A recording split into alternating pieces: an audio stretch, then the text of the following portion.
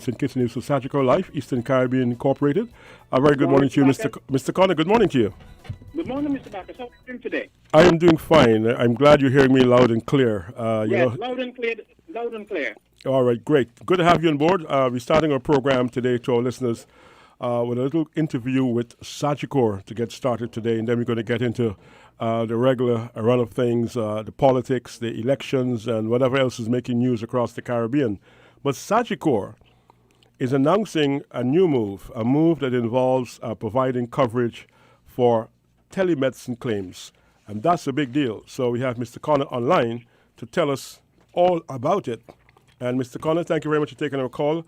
Let's begin first Thank by you so asking you much. to explain in your language what is telemedicine and how does it work? Okay, Mr. Backus. Telemedicine is a clinical consultation with a physician or doctor, where instead of making a physical in-person visit to the doctor's office, you have the consultation using the available technology, video conferencing, etc., or even by the telephone to connect with the doctor. It replaces having to be physically present in the doctor's office for medical consultations or to receive physical prescriptions. Well, I want to say good morning as well to Dr. Andrew Holness. Dr. Holness, good morning, Doc. How are you doing? Hello, Doc. Well, Doc seems to be a little far away. All right, we'll try to get him back online in just a moment. So, Okay? thank you very much for that explanation about telemedicine, how it works. Now, Yes. what does Sagicor mean when it says it's now covering telemedicine claims? Just explain what that really means.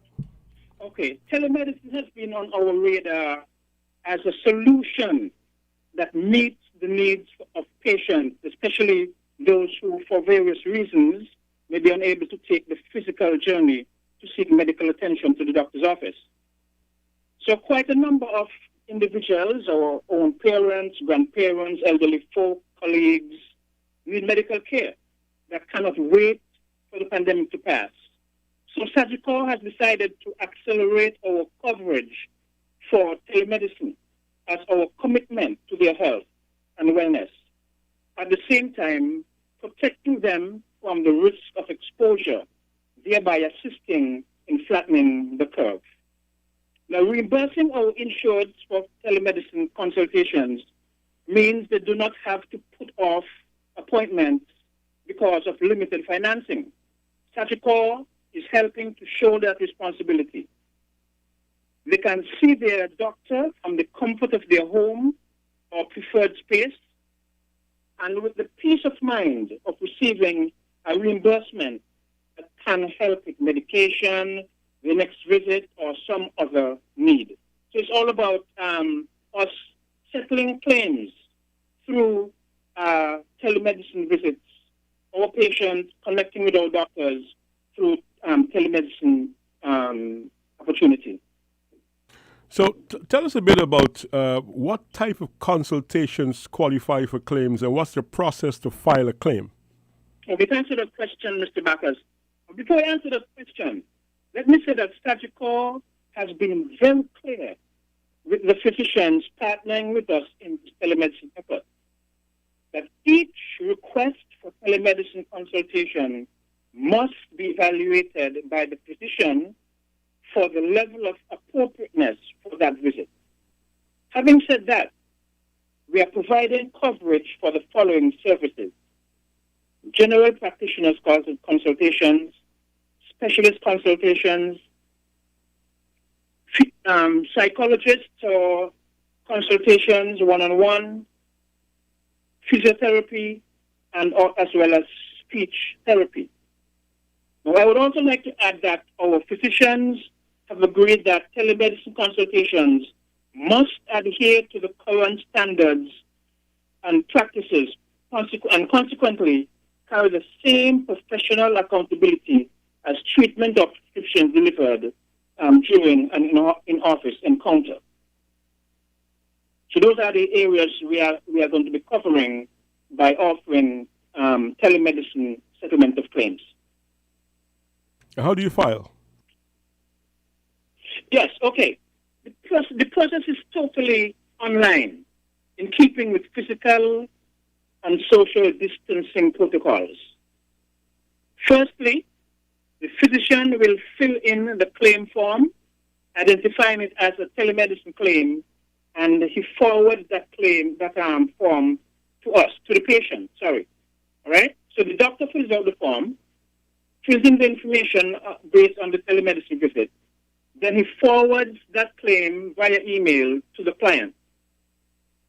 Okay, the client or patient then fill in his own information on that claim form. Okay? The same form that the doctor would have sent to him or her. The doctor would have sent an email to the client as well, and so the same email received from the physician with the filled-in claim form must be used as evidence of agreement for telemedicine consultation and forwarded to us along with the following for the claim to be processed. So these additional must be forwarded to us. The completed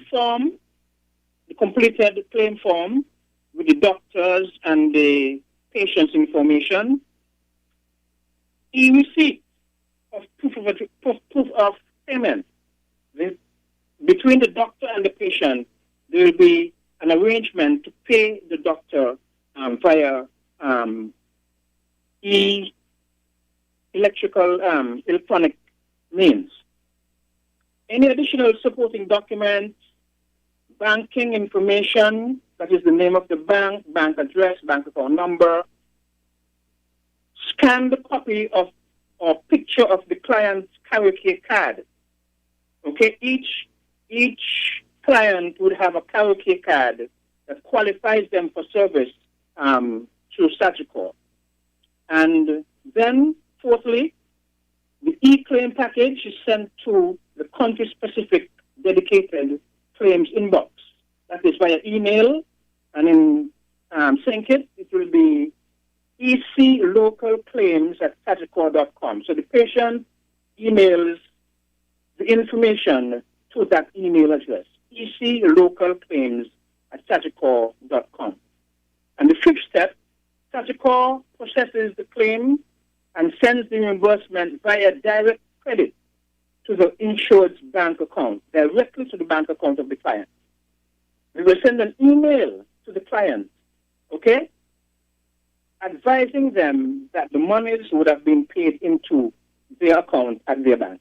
So it's really an involved process, but very simple. Now, what about the case where a health provider may not provide telemedicine consultations? What can be done to encourage a health provider to consider being part of Sagicor's telemedicine benefits? Great question, Mr. Backus. Now, we initially launched coverage for telemedicine with a few of our participating physicians. Now, outside of these, we recognize that there are three types of physicians. One, the first are those who prefer traditional office visits and only offer their services in person.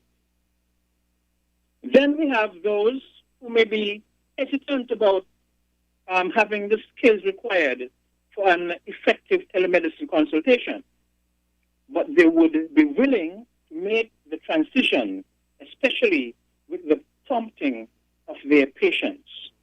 And the third set of doctors would be those who are ready to offer telemedicine consultations and may or may not be ready to be a part of the onboarding process, okay? But they are interested. We may invite them to come on board and to be a part of the solution. If, however, your current provider is not offering telemedicine consultations, the question has come up, can I go to another physician who is offering that service? Our response is this.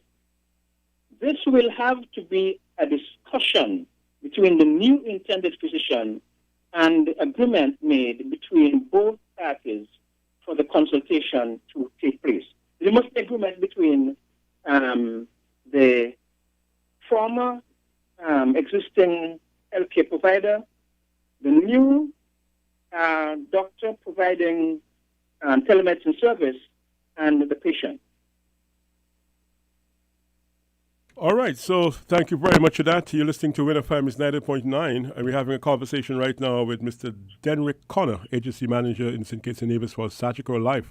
We're talking about the provision of telecommunications, telemedicine benefits, using the telecom system. So telemedicine, and we're talking about if perhaps your healthcare provider does not consider being part of Sagicor's telemedicine benefit, where can you get a list of doctors and other healthcare providers that can actually do that? And if you're out of country, but you want to claim because, there are lockdowns, what's the process for that? I may have my insurance in St. Vincent, but I'm now in St. Kitts. I can't get back home, but I need help. Yes, okay. You will have to visit our website, sagicor.com. Click on the flag at the top right-hand side of the screen, and when the drop-down box appears, you scroll to select your home country. Then you click on the search icon, that's the magnifying glass, and type in telemedicine. You may then click on the option Sagicor Telemedicine, and it will take you to the page with a listing of physicians, their medical specialties, and a contact number for the doctor. So that's how you connect regarding that. All right, so how about the CariCare card now? How does the CariCare card fit into this telemedicine solution? Yes, okay, the CariCare card is designed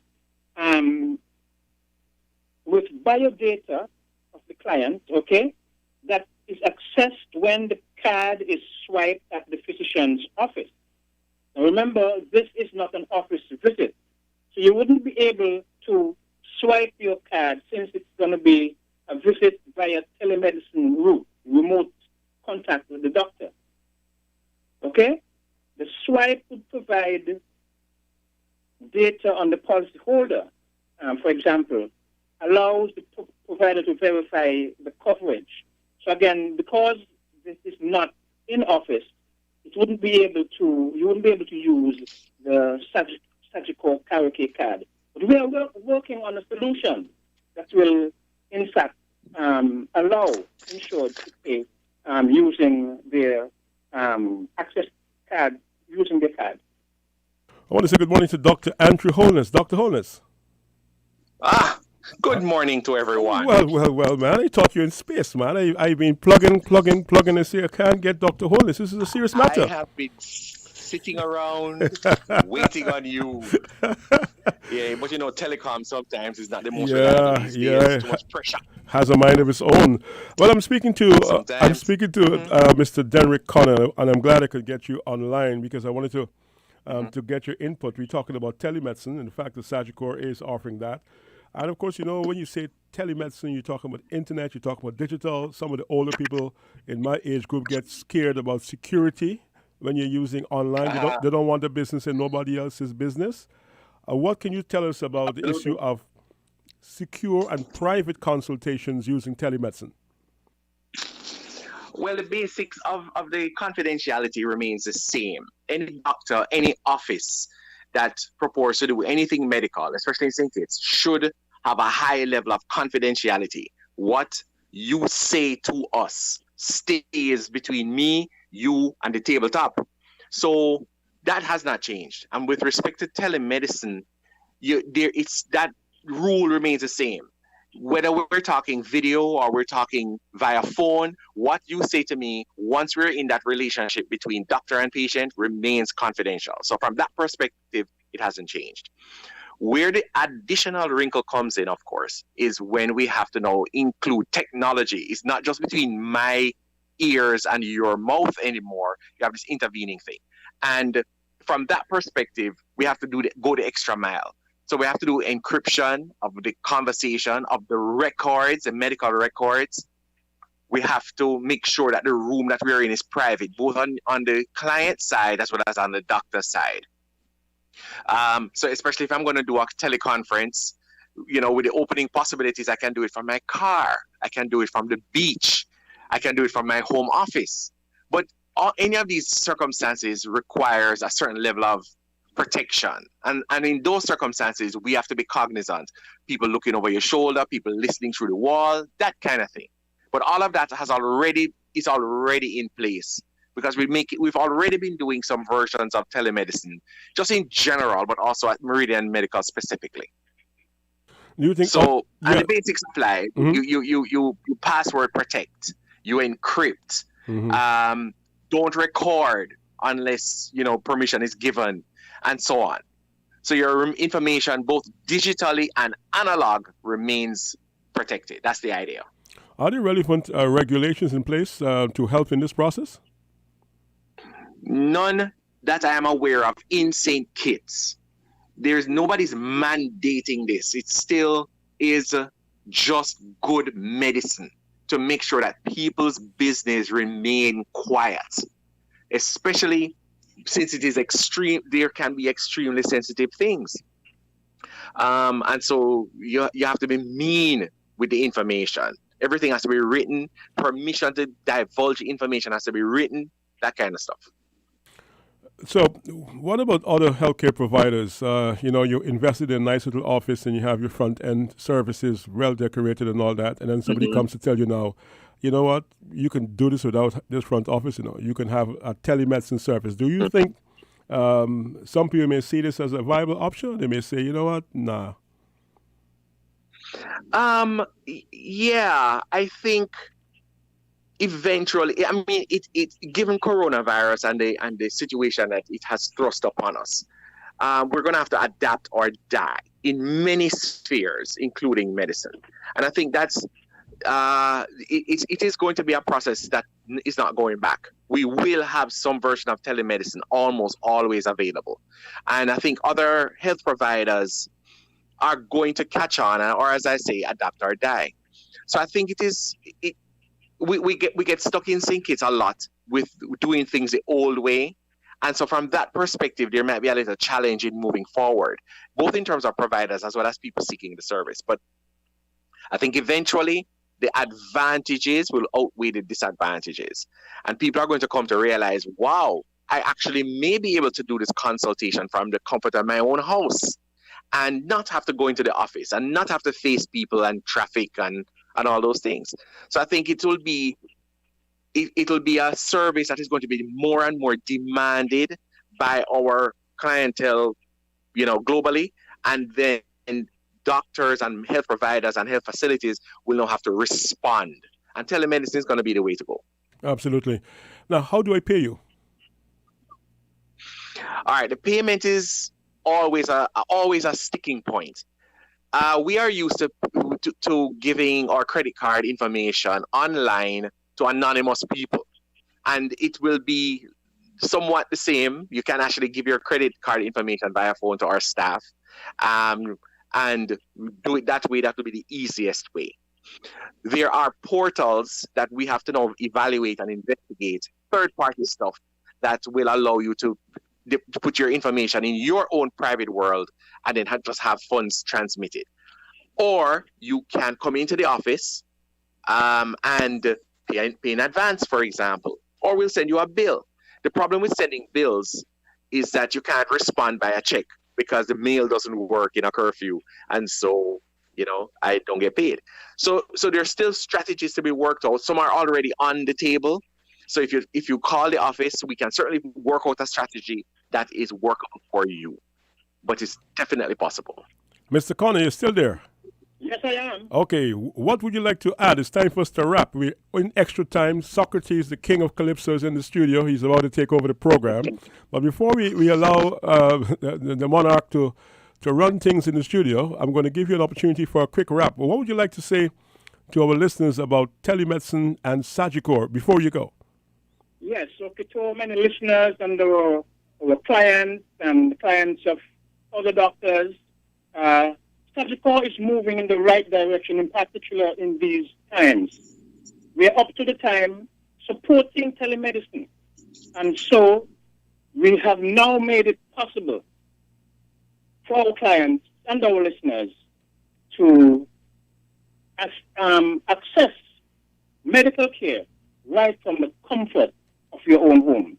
That's the way to go in these times. Okay, Mr. Connor, and Doc, you will get the final word. How do you keep the bedside manner, man, under these circumstances? Do you have to decorate the thing before you start to do telemedicine? I mean, how do you make me feel comfortable? It depends on how comfortable you are with the tech, but more importantly, is how comfortable you feel with your doctor. It's the same person, you know. I can see you via video. We can have a conversation via video. I can cuss you rotten over video. You can cuss me back. We can. It's the same thing. It's just that I can't touch you, and that we're losing something in that not touching. But we gain other things as well. But from a bedside manner thing, if you're a rotten doctor live, you're a rotten doctor via video. If you're a great doctor live, you remain a great doctor. So that is not an issue for me. Same thing happening with radio, man.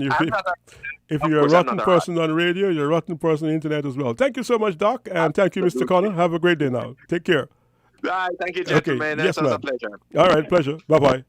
All right, so you listen to Win FM 90.9. Our voice is off to a different start today. We started with Sagicor. The notion of telemedicine very much in the air. Other countries are doing it, but COVID-19 regulations and all the things that are happening around us, we're now looking to see how we can get things done without you physically having to show up to get things done. So that's what we did for the first half. I'm going to say goodbye to you and hand you over to the capable hands of the king, the monarch, King Socrates. He's going to be here with you for the remainder of Voices today.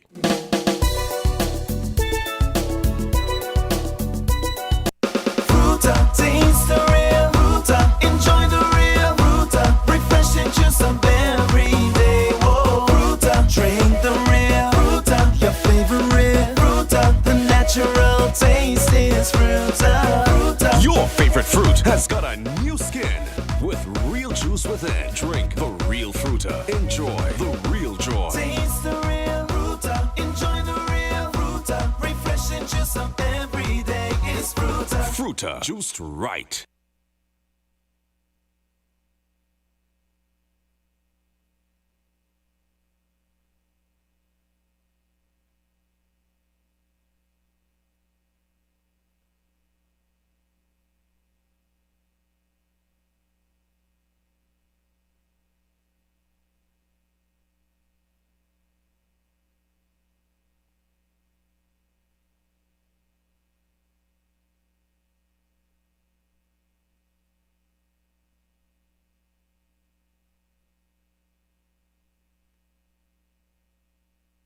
Flo's new combo plan, the people's plan. Combo. New combo plan.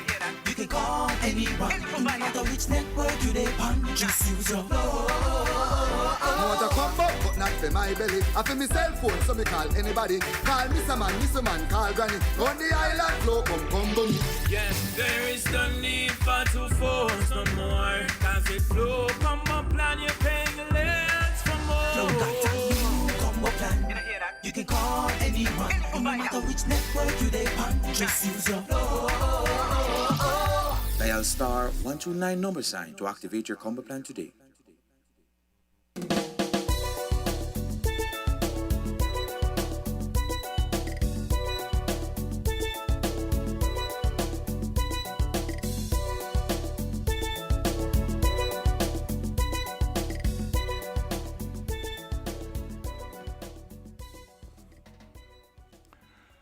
Well, what do you know? It's another fantastic Tuesday, and we're in the studios of Win FM 98.9. My name is King Socrates. I'm your host for this segment of Voices, and it's just a wonderful day in the Federation. It's like a hotspot right about now throughout the region. We've got yesterday being declared the start of the Atlantic hurricane season, June 1st annually. We're in the midst of, I would say, the high gear for elections. We're still addressing the COVID-19 issues, and just about everyone has an opinion, a platform, and it's been crazy. So today, like Monday, which I call Off the Cuff Monday, I entertain all calls. We address the various topics, issues, suggestions, questions, and all that we ask is that we keep it clean and mutually respectful. So I had to rush it actually. I missed my cue. I'm normally due on Mondays, and I didn't get the memo that I should be here on Tuesdays. So when Mr. Backus called, I was like in Old Road, and I had to rush to get here. So I'm a bit winded, trying to get my bearings, so to speak. But Mr. Backus had a very interesting interview, where, of course, we, as the people around the world, have to embrace the new technology in terms of teleconferencing, telemarketing. We're having conference meetings by Zoom. It's the new world order, so to speak, in that regard, in terms of communications. And so we have to adapt to those new platforms. In the meantime, the lines are open here at Win FM. Numbers to call are 466-0989, 662-0989, 762-0989. That's locally. From the overseas line, we have 718-285-6984. From the Florida region, we have 503-921-4619. And from the UK, 033-044-0065. Okay, and that gets you directly into the studios of Voices as we hoping to cover various topics today. You can call and say what your predictions for the elections, speak about your preparations for the Atlantic hurricane season, about COVID-19, just about anything that you want to entertain in terms of a topic, a question, an issue. We're open to take your calls. I think we just have station ID, so I'll just wrap for a bit. Yes, today is Tuesday. In terms of the election countdown, and say what you will, we are actually in election mode, so this is quite apropos. We got Wednesday, we got Thursday, and then we have Friday, which I said to someone yesterday is going to be Good Friday for someone. We had Monday being Whit Monday, a religious holiday, and so Friday will perhaps be Good Friday for some persons and not too good for others. But we live in a democracy where elections for high office is part of what we embrace in terms of the Constitution, elective representation. Sometimes we get into the vitriol, we get a bit too emotional, we get nasty. I've seen some postings that I just sort of stay away from because we don't need to be that way. At the end of the day, we're all hoping to put in place representation that, in our own estimations, will be the best thing for our country. We know there are 11 seats, parliamentary seats. We have 8 on St. Kitts, 3 on Nevis. That equation, that dynamic has been kind of challenging for some people in terms of the Constitution, you know. But I think that we have here in St. Kitts one of the best systems in the region. The outcome sometimes is not favorable to most people in terms of what they hope for, but that's democracy. That's how we elect our leaders, and for a period of 5 years or whatever, we live with a constitution and we try to make our contributions to the development of our country, right? So Tuesday, Wednesday, Thursday, Friday, we'll have liftoff. The polls, I'm told, will be open from 7 a.m. and close at 6. If my memory serves me correctly, I'm told that if you're in the line at the time that the polls close at 6, you'll be allowed to vote. But you cannot join the line anytime after 6 p.m. So there are those who will want to be in the queue a bit early because we are still doing the social distancing protocol. You can't be that close to each other. So the lines may take a bit longer. I don't know because you're still one person in the queue. It just means that you have to be a bit distant from the person ahead or behind you. So for those who want to get a little bit earlier, bear in mind that the polls officially open at 7 o'clock, 7 a.m., and they close at 6. Okay? So that's the big anticipation, all the campaigning. I think there was a manifesto launch last evening. I saw some declarations from one of the other party as to what some their policies in going forward, what they're going to give to the public. And sounds very, very interesting. But we are politicking in what we call the silly season. I can only hope that we maintain our sense of humanity, balance as we go forward.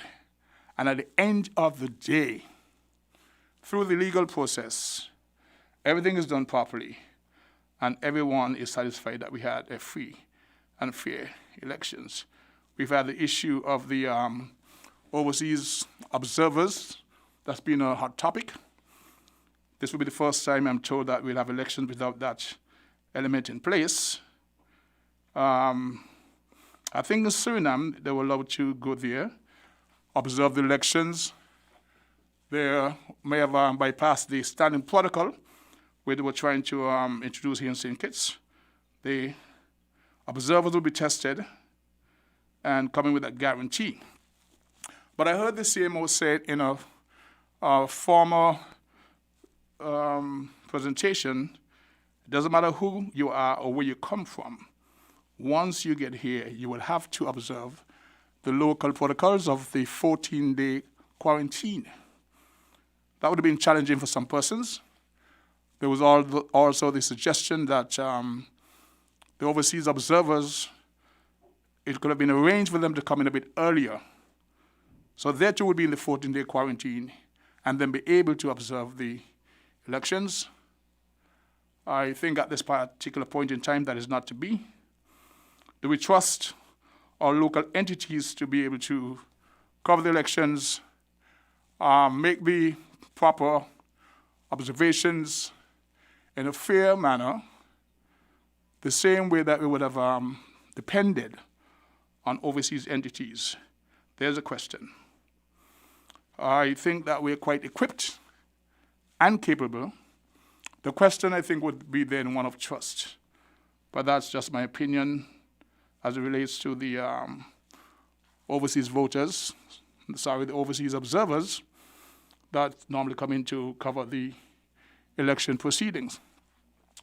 It's about 21 minutes to the midday hour, and then midday we'll break for the news interlude, midday news interlude. The lines are open. Remember, they are 66466-0989, 662-0989, 762-0989. That's locally. And from the New York area, which is a hotspot at the moment, we've got 718-285-6984. Florida area, we got 503-921-4619. From the UK, we've got 0333-044-066-0065. And you can, of course, reach us online at winfmonline.com. So those are overseas numbers for contact in the studio. We're going to break at this moment for... Okay. Put that on pause for a second. So, elections on Friday the 5th. There is some declaration, I am told, that on the 6th, the borders will be opened. I hear in St. Lucia, they'll be opening the borders on the 4th of this month, but they've had indications from the major airlines whether or not they're traveling to that country. So the question is, what does it mean when we can open our borders? We know that from the U.S., that's the zone, apart from what's going on with the protests in terms of the management or mismanagement of the COVID-19 pandemic. There seems not to be any desire to attract tourists from that particular part of the world. I know in Italy, they're accepting tourists from throughout Europe, certain parts in Europe, but none from the U.S. market. That's not going to happen anytime soon, and that's one of the major source markets in terms of tourism. So as we're anxious to get past the fallout of COVID-19, what does the new normal, what would it look like when the borders are open up?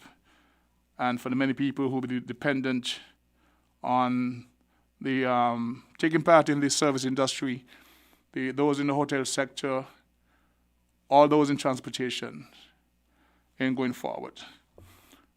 As I mentioned, we are actually going into the hurricane season, which begins officially on the 1st of this month. Normally, it's around mid to late September that we get any serious tracking of hurricanes approaching the Federation. So far, we've been very fortunate.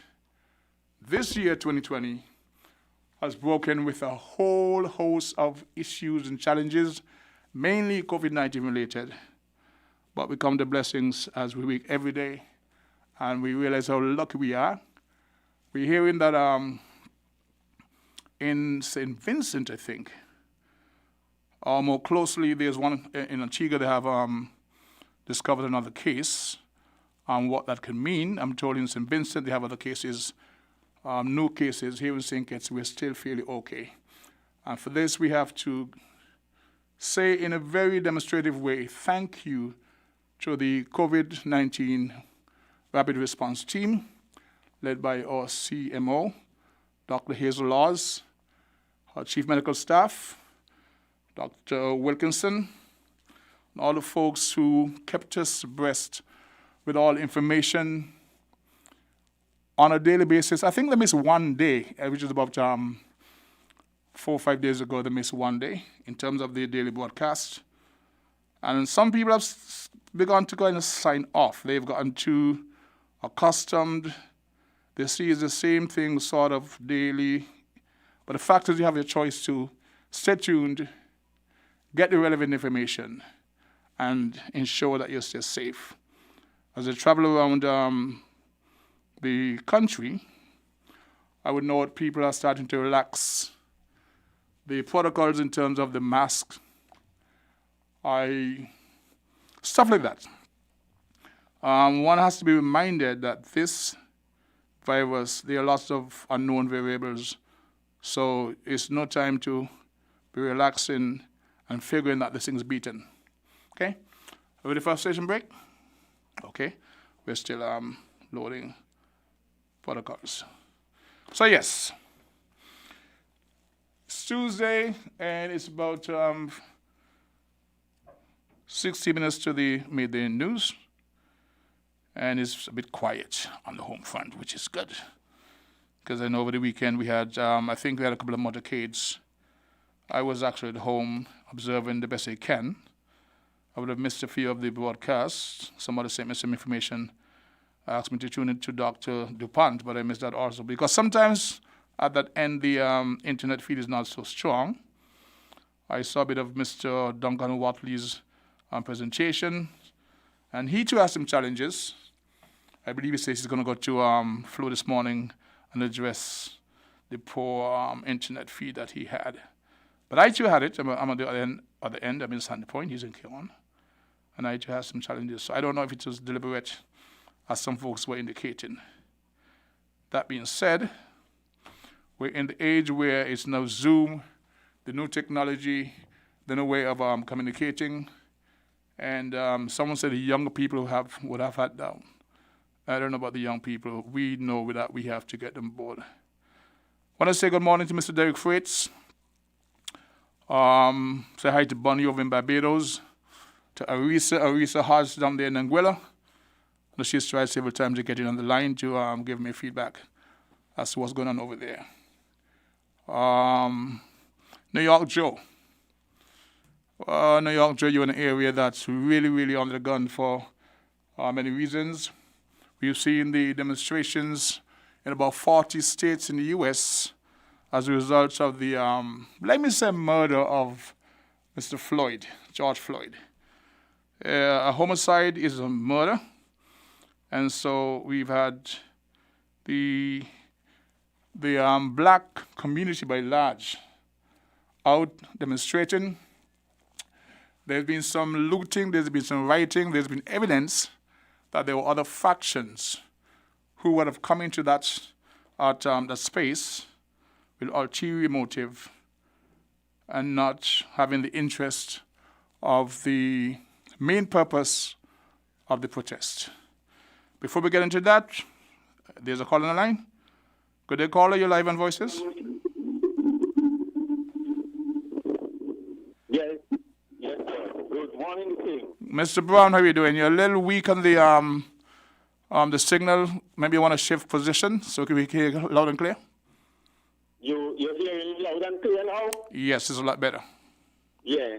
Well, good morning, King, and good morning to the listeners home and abroad. Morning to you, sir. And I'm calling from the winning constituency of number 2, Pine Garden, Shadwell, where we will put in our new candidate, Mr. Janelle Powell, on Friday, where we would have an active representative and parliamentarian in Parliament to represent us in number 2. We won't have the lazy representative that we have been. Carl Brown. Let's not do that. Okay? I can understand the endorsement and the confidence in the candidate of your choice, but let's not go to the adjective describing people as being lazy or otherwise. Let's be clean. We can do better than that. Okay? No school. You with me? All the schools are sending home work for the students online. And all other ways to, the technology that we have in. The complaint from many, many parents, the private schools, the thing. Yeah. It's calling on the parents, which, over 50% of those parents are not jobbing at the moment.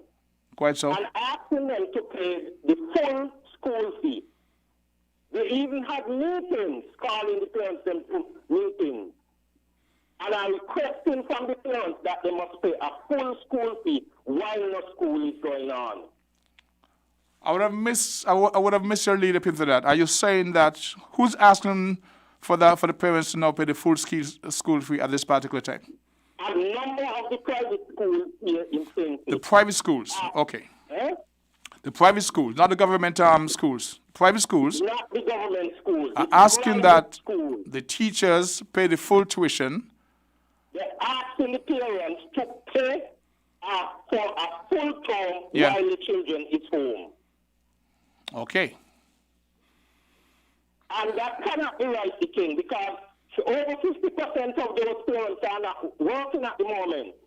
They are depending on the stimulus package and all of the little ways they are making ends meet at this moment through the COVID-19. Okay. And that cannot be right because the government has set in place a stimulus package. So the teachers of those schools know that they are to apply for the stimulus package because they themselves are not working at the moment either. So they can benefit from it also? For them to go to work.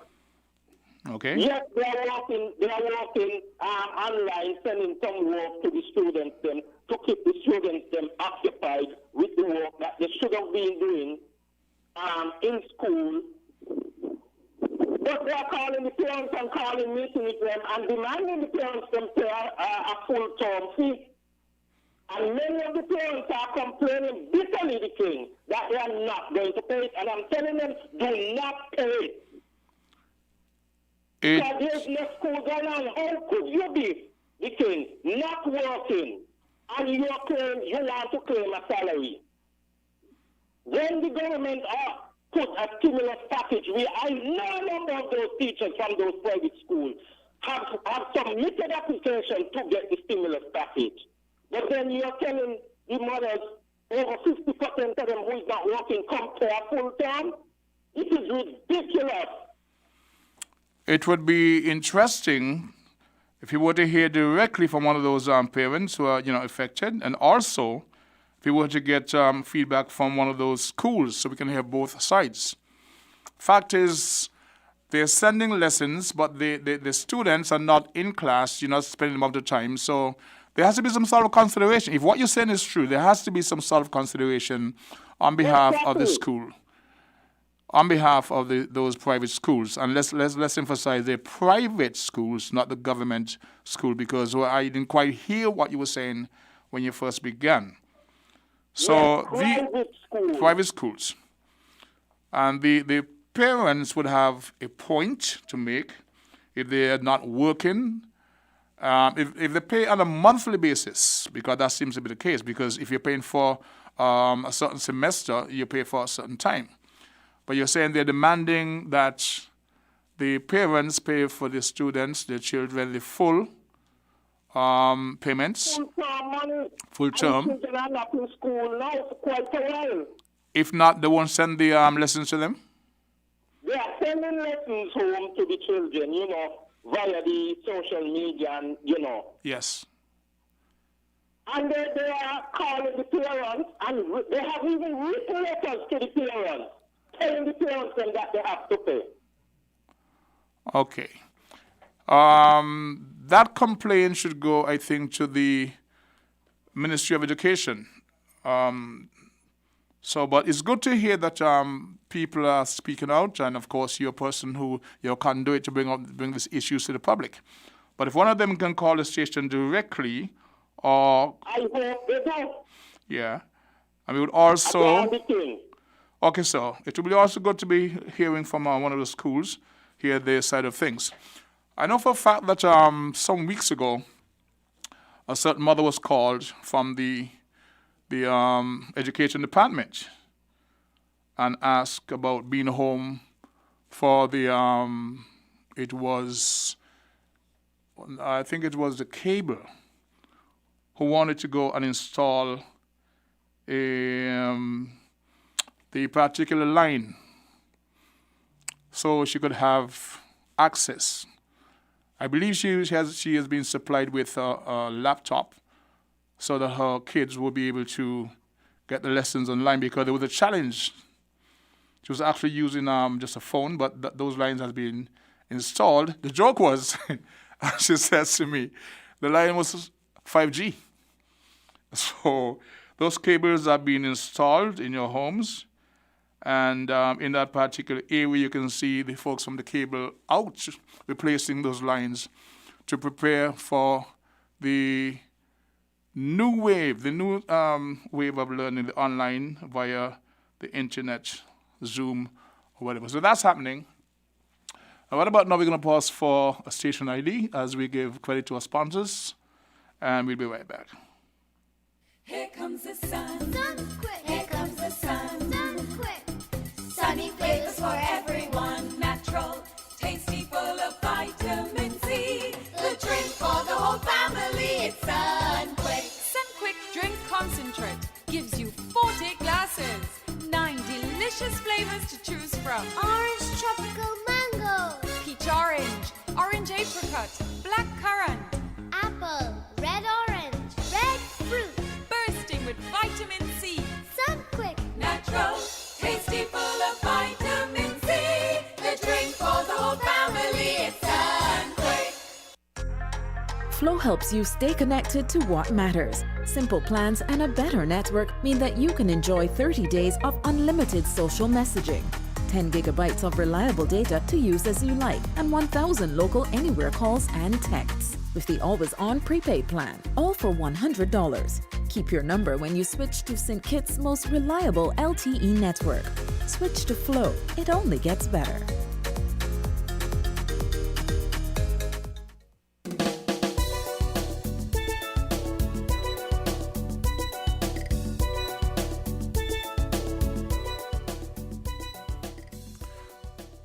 So we're back on Voices.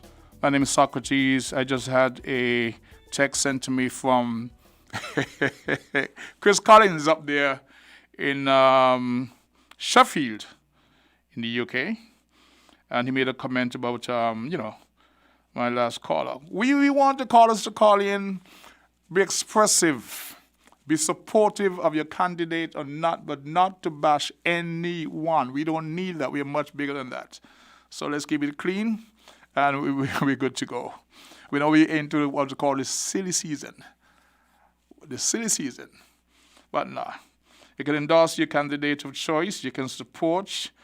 The lines are open for you to call and say which way you want to vote. We understand that. It's your private right. But if you want to say that, but do not bash the other party. We won't be entertaining campaigning via this medium. Fair enough?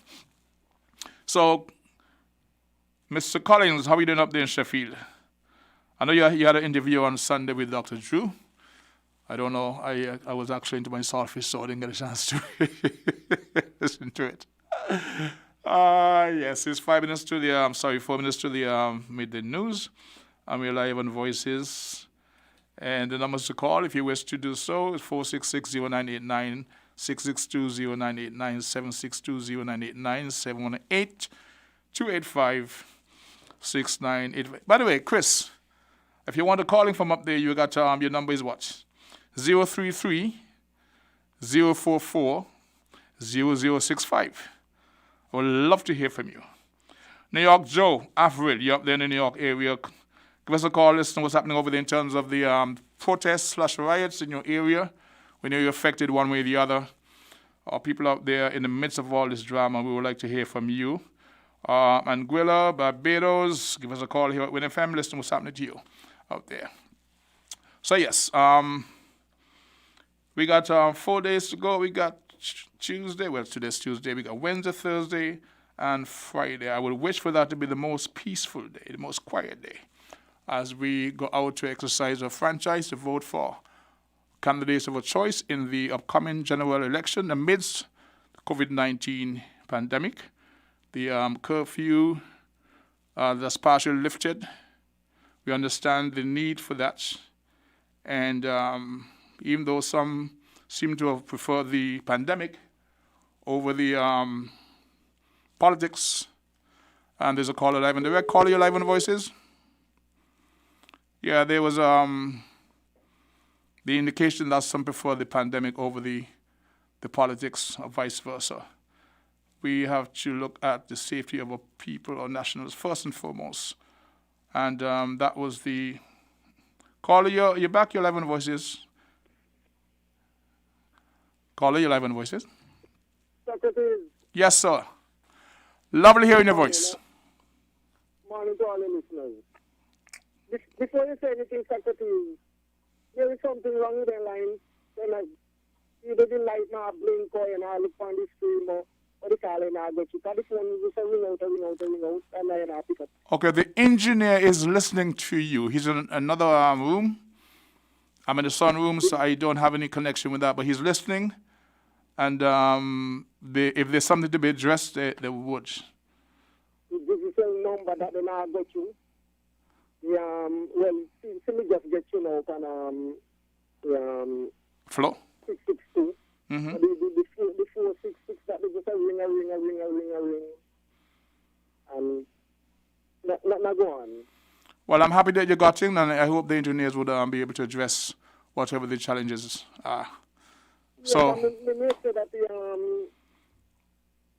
kind of strange that I hate it time and nobody get in, but then they recognize that me ring, and me not get in. So the lines are not really. We can't do that to you, man. We can't do that to you. Huh? We can't do that to you. You're a vital part of this program. No. What may say that you aren't then just attack and then nobody's so may say white people are calling and it's supposed to be hot, but then we recognize now the lines are the challenge. Yeah, the challenge. Anyway, let me say one little thing and then we run off because it's close to lunchtime. Carl say, me just going to repeat what Carl said. Carl say that the teachers them are sent out work. What am I work? I got the point. So why call to still tell parents do not do? That's why he said I would like to hear from the teachers also. Huh? That's why he said I would like to hear from the teachers also. No, but we don't only have to go to the teachers. What the teachers say. Carl say, hear what Carl say? Carl say that the teachers they must send out work. So why Carl knows she still don't know what tell the parents how they're not pay? But that is after lunch. I mean, it's a wonderful one. We're going to break now. Tell engineer work on the line and then. Yes. We're going to pause right now for the midday news interlude, and we'll be right back. So thankful all those who were able to call in and make the contribution during the first segment of Voices. We'll be right back after lunch. Thank you. You found the sound. 98.9. Win FM. We now bring you the Win FM Headline News. The Win FM Headline News is brought to you by Caribbean Alliance, KDP Enterprises, The Grange, Carib Brewery, CNC Trading.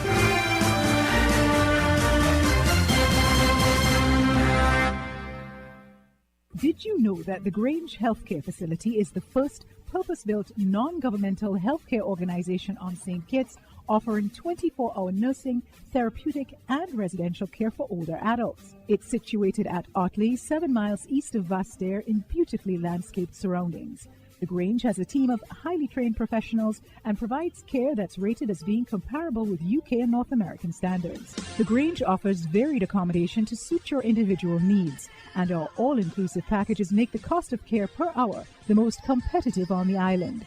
Services include convalescent care for all ages, daycare facilities for older adults, rehabilitation services, and training and continuing education for healthcare providers. For more information, call 466-5525 or 465-8020, fax 466-8221, or email thegrangehealth@gmail.com, or visit our website at www.grangehealthcarefacility.com.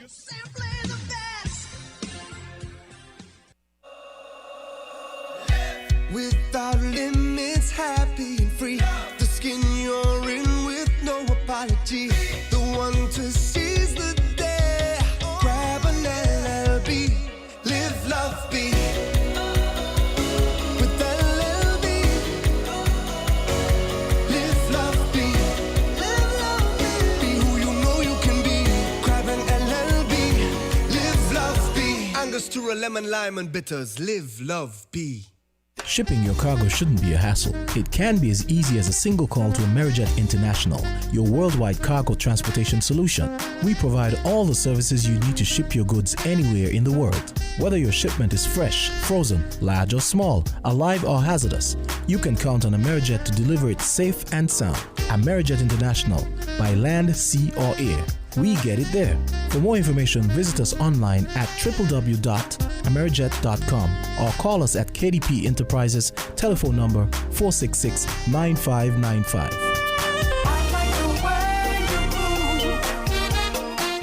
Protect your lifestyle with Caribbean Alliance Insurance. Tilly Wall with a low reputation and service for second to none. Securing you is our mission. People that you can trust, your business, property, we got you covered. Motor or personal, whatever it is, we got you covered. 130 years in this business, we've got you covered. For all your insurance needs, visit or call us at 465-2631 or 469-5303. Delia Walwyn, people you can trust. Maybe it's the way the brilliant gold liquid reflects our sunshine, or how the bright blue of its label mirrors the clear Caribbean skies overhead. Maybe it's the fresh, crisp taste of this beastly cold beer on a scorching hot day. Maybe it's even the way it brings us all together. But one thing is for sure, Carib is very much a part of who we are wherever we're from in the Caribbean. Carib, it's the way we play. Drink responsibly.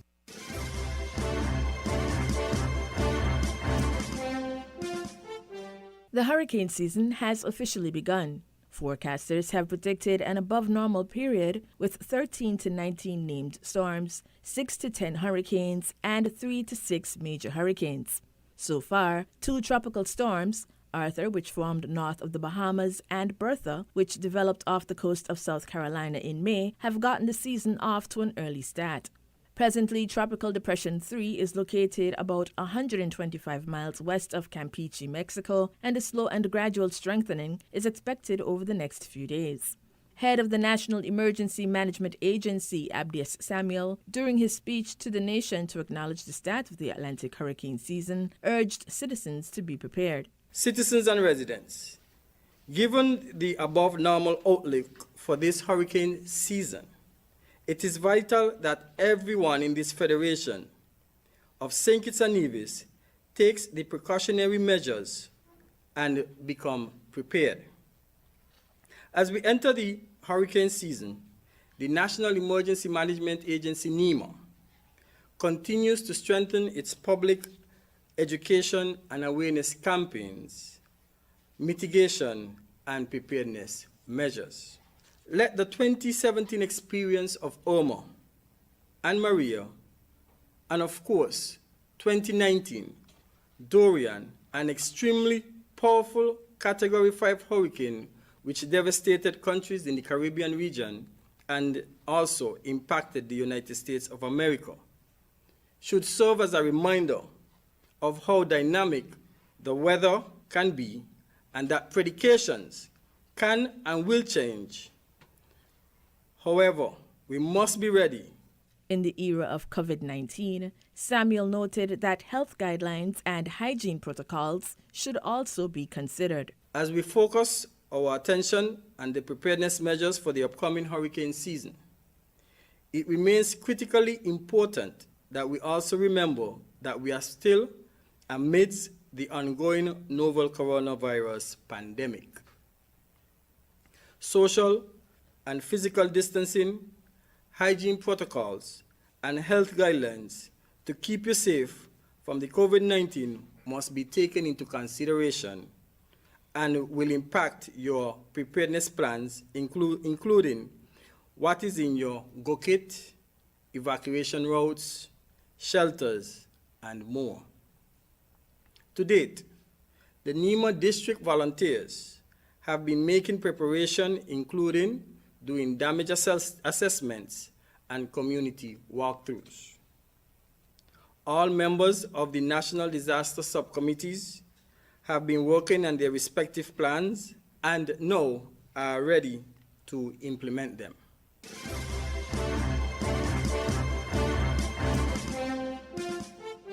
Police have identified the 2 individuals who were seriously injured in the recent traffic accident involving an ATV and an omnibus. According to information obtained by WinFM, the accident occurred sometime after lunchtime on Friday and involved omnibus H3874, which is owned and was driven by Mark Archibald of Lodge Village, and ATV P3431, which was driven by Javid Brown of Newtown, with Rakeem Patrick of Shadwell the pillion rider. Police confirmed that Archibald was traveling eastward along Wellington Road when Brown came out of the stop at Branch Street and both vehicles collided. Brown and Patrick were taken to the J.N. France Hospital via ambulance. Patrick sustained several injuries and is warded in a critical condition, while Brown suffered a broken leg. Shortly after the incident, graphic images and videos began circulating, which showed the 2 ATV riders with their injuries as they grimaced in pain.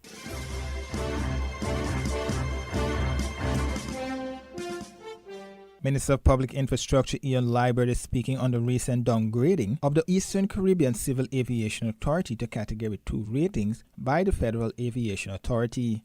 According to Minister Liburd, the government did its part, but the blame is laid squarely at the feet of 2 other territories. Just for clarification, the Eastern Caribbean Civil Aviation is responsible for all the airports within the OECS territories. St. Kitts and Nevis, St. Vincent and the Grenadines, Antigua and Barbuda, I believe,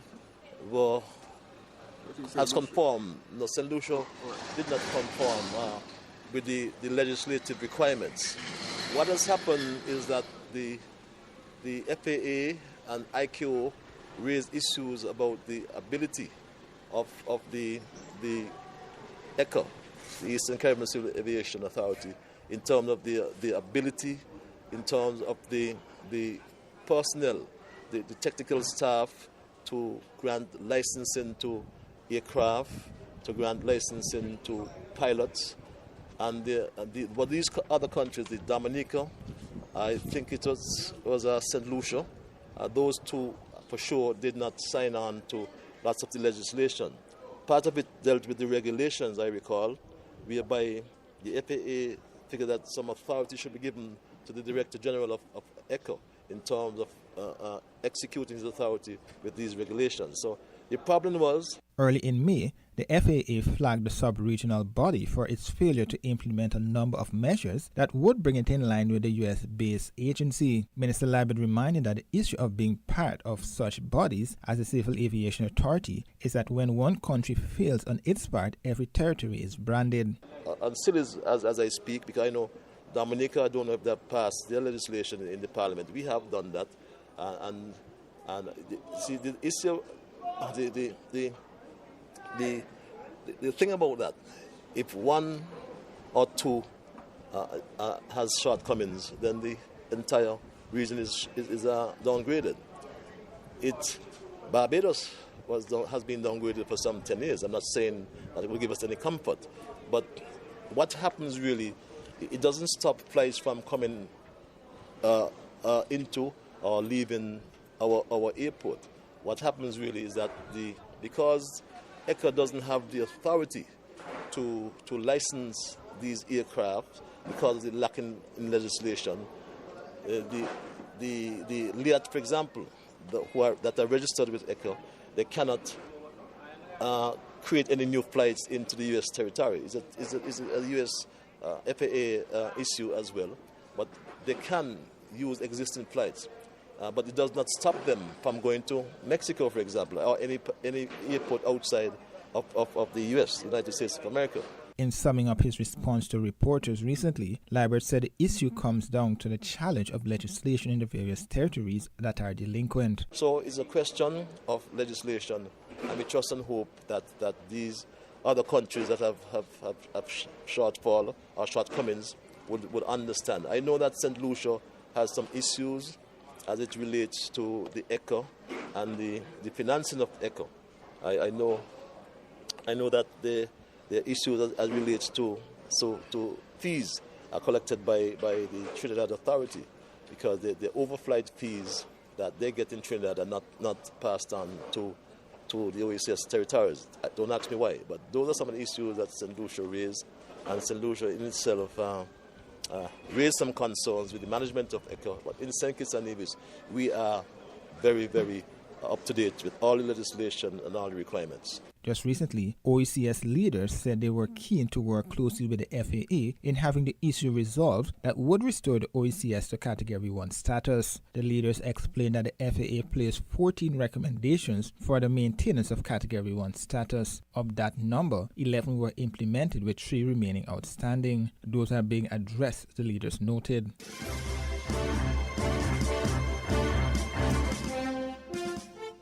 Prime Minister Gaston Browne is describing as unhelpful economic comparisons being made by the St. Kitts and Nevis government with that of Antigua and Barbuda. The Antiguan leader says he is aware of Prime Minister Timothy Harris having said on a number of occasions that St. Kitts and Nevis is faring much better fiscally than Antigua and Barbuda and other OECS states. Prime Minister Browne says that such comments are coming from both Dr. Harris and his deputy, Sean Richards. He cited the example of the Team Unity administration's boast that its COVID-19 relief package being bigger and better than that of those in other neighboring countries. When other countries saying to workers, I can only give you $75 a week, Team Unity has said $1,000 a month.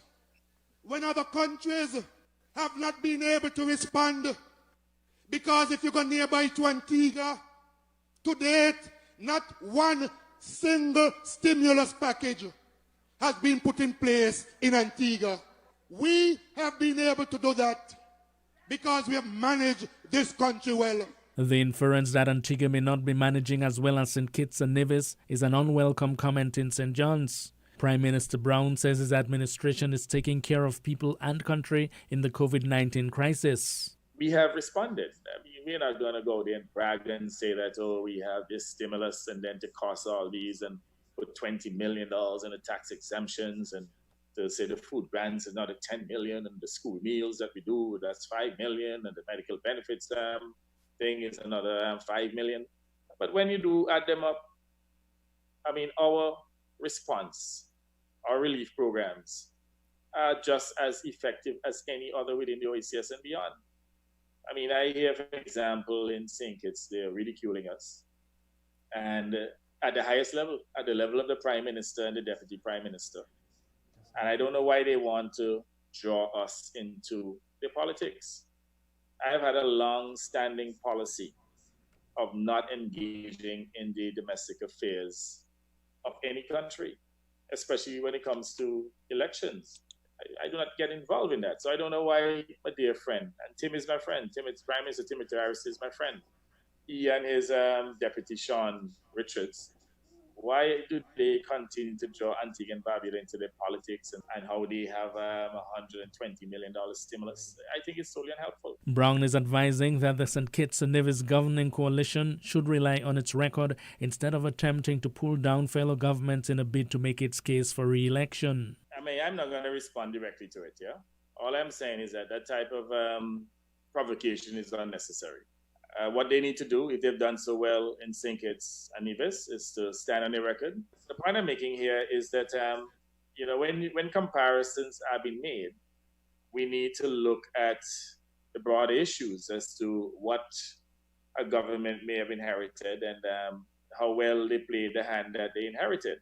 So if they want to do the comparison, then they can look at the hand that they inherited and look at the hand that my administration inherited and make the comparison.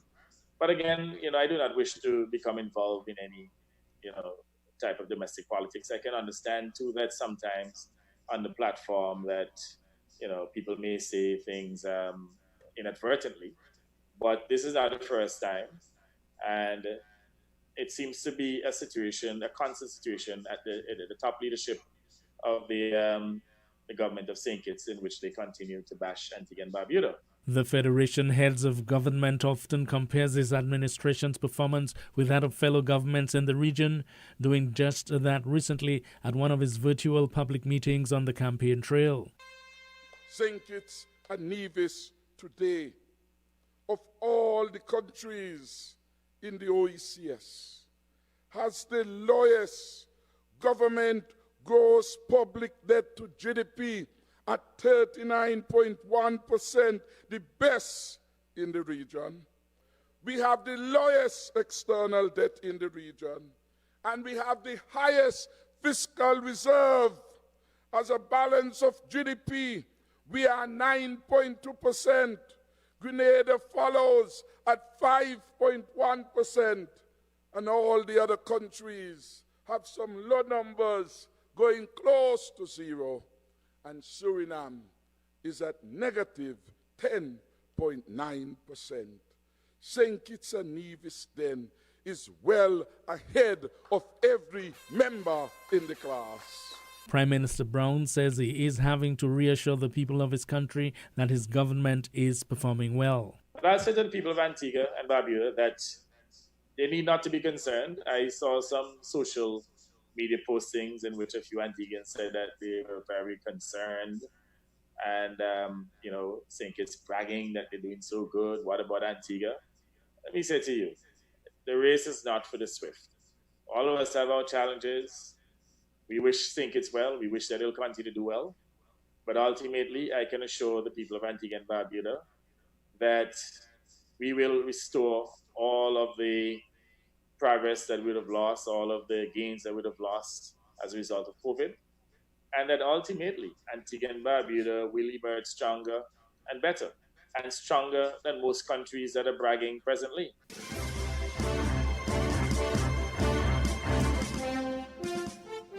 Former Prime Minister Denzel Douglas says he has plans to make the Citizenship by Investment program a major earner of foreign exchange for the country once again. Arguing that the Team Unity administration watered down the CBI considerably, Dr. Douglas says the program is not at the moment of a platinum standard as the government suggests. The St. Kitts Nevis Labour Party leader says he has been doing his homework on how to reinvigorate the program, and an SKNLP administration would make that a priority. This government is fooling people when it says that we are platinum again. That is not true. We are among the cheapest of the world. Not because it's bringing in money. The money it is bringing in is far, far below what it would have been bringing in if it had continued under Labour administration. We will rebuild it. We will take it up back to the high level, where it is no longer the first that the poorest man who is looking at your passport will go. It will be the first for the richest people in the world to go to. And I'm not saying that because I'm in a political campaign. No.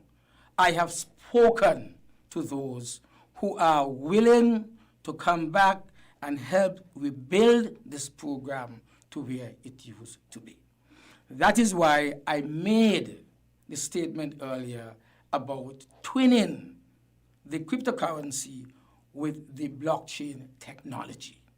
People who have been successful in creating the new thrust in economic development are saying, Douglas, we would want you to come back and take us to the next level. The man who headed the former administration and was accused of using the CBI as a slush fund during that period, in an interview on Win FM Monday, denied, as he had done 5 years ago, that had been the case. I mean, people hearing different things, and it's difficult to find out what is the actual truth.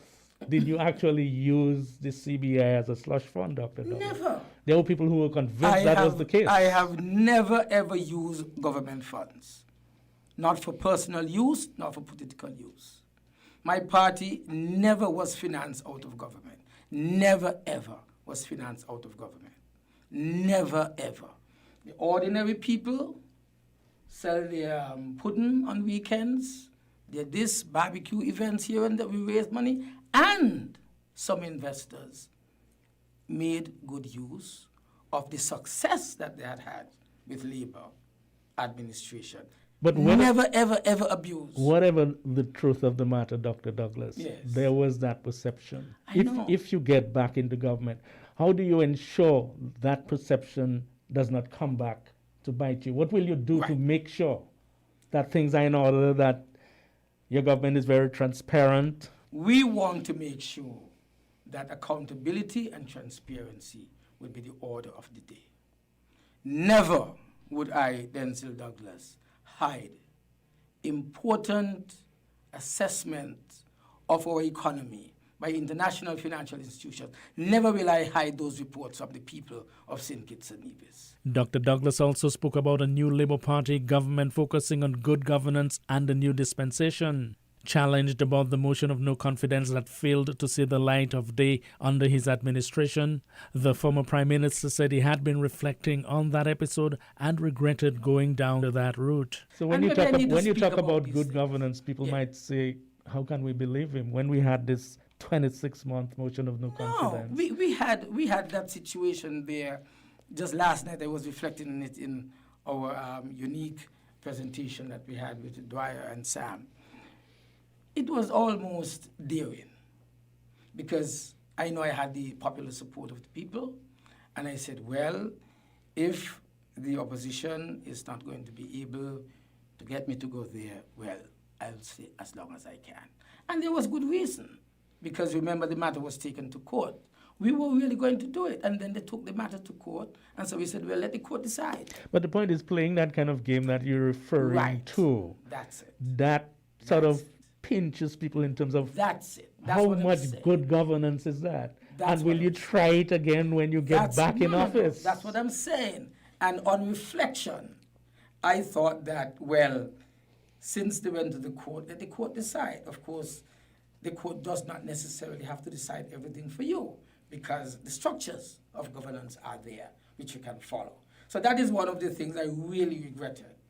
I really regretted playing that kind of brinkmanship, if you want to call it that, to see what was going to happen. But in all other areas of governance, which and where else did we fall down?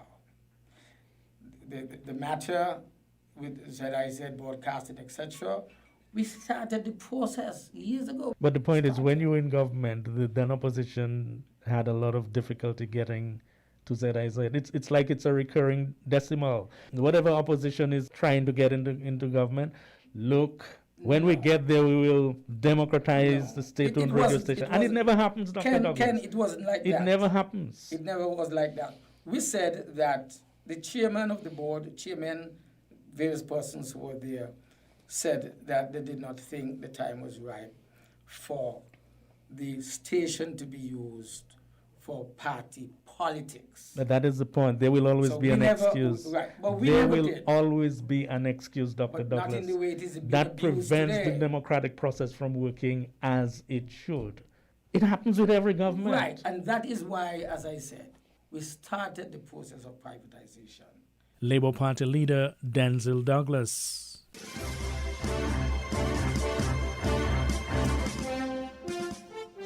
How likely is the Team Unity coalition to retain power in Friday's general elections? Very, responds Attorney General Vincent Byron. Byron is giving reasons to back his prediction. We say that we believe there is a clear choice, that we have done exceptionally well economically. We have had surpluses every year for 4 years at least, 4 or 5 years. We have given 4 times double salaries. Economically, people have done well. There are more people working, had been working before the pandemic, the COVID crisis came. And I could go on and on. They have wonderful infrastructure developments, housing, and a whole variety of issues. We also have a plan, I think a very good plan, where since in December, we've been talking to move towards a more fuller digital economy. And that's something I really would want to talk to you at time, because it has shown, this pandemic, this COVID crisis, showed how the infrastructure we had already put in place was able to help us to weather some of the storms. More and more people are working virtually from home. They can still function. Our fiber networks, our networks generally, internet networks, broadband networks, allow us to communicate and to be a part of each other still in a lot of different ways. And there is this plan that we have that I think is exciting. We have shown that we have been innovative. We have shown that we have managed well. And I think that people will return us. The one other thing that I think was very, very critical and important over the last 5 years was the way that we established some very solid social safety networks, whether it was in fixing house roofs, in terms of hurricane relief. A lot of people got their homes, solid support for their house roofs and homes. But most importantly, where those less fortunate among our society were able to become a part of the poverty alleviation program. That $500 every month. We promised it in 2015, and we delivered, where households where you make less than $3,000 a month, they are getting $500 a month religiously. And no time has it ever faltered. And there's a social safety net that has been created by Team Unity. And I think that people will recognize that and give the support to the government. Team Unity's Vincent Byron.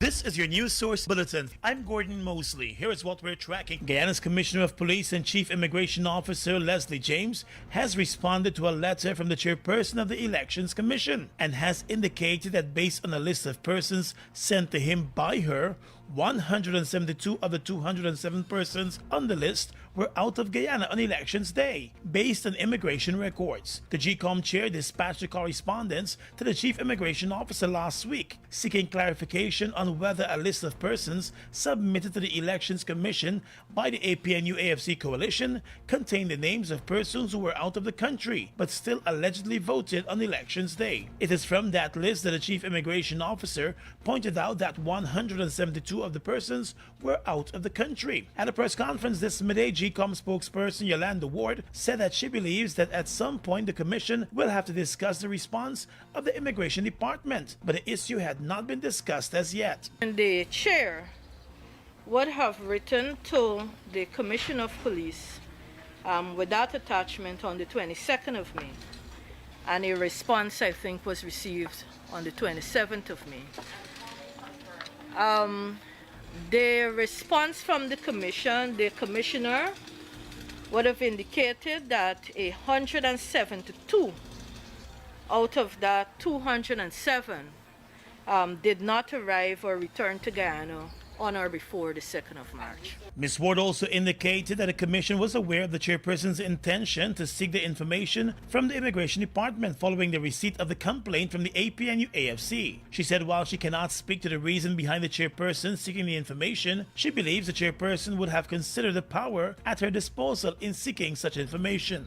What happened if you understand clearly the recount process? When a box has been counted, the contents of that box is sealed back in that box, including the list. A SOR is generated after the count, but the box with the contents of that box as received from the container is sealed back and placed back into that container. Questioned about whether or not GCOM has confirmed that votes were indeed cast for the 172 persons found to be out of the country on Elections Day, Ms. Ward said the Elections Commission request was based on the complaint by the APNU-AFC. Again, I cannot say I said the commissioners were aware, maybe through one of their discussions at the meeting, but as it relates to whether it was a decision of the commission, as I would have indicated, I do not know as to whether it was a decision, but I believe that as a chair of a commission, there is an amount of authority that a chair has to act within her purview. And as again, I do not want to speak on behalf of the chair, but I'm sure there is some wisdom as to why she may have written to the commission. The People's Progressive Party, in a statement last evening, continued its complaints about any move by the Elections Commission to investigate claims of migrant and dead voting, as is being alleged by the APNU-AFC. The party's position is that the Elections Commission has no jurisdiction to hear and determine the matters of votes allegedly being cast by persons who were overseas on Elections Day, or the issue of votes allegedly being cast in the name of persons who are dead. The PPP's position is that the matters can only be addressed by the High Court in an election petition case. The PPP now wants to meet with the chairperson of the Elections Commission on the issue. The APNU-AFC coalition has been holding out that the recount of votes has unearthed a number of cases of fraud, which brings the issue of credibility of the elections into question.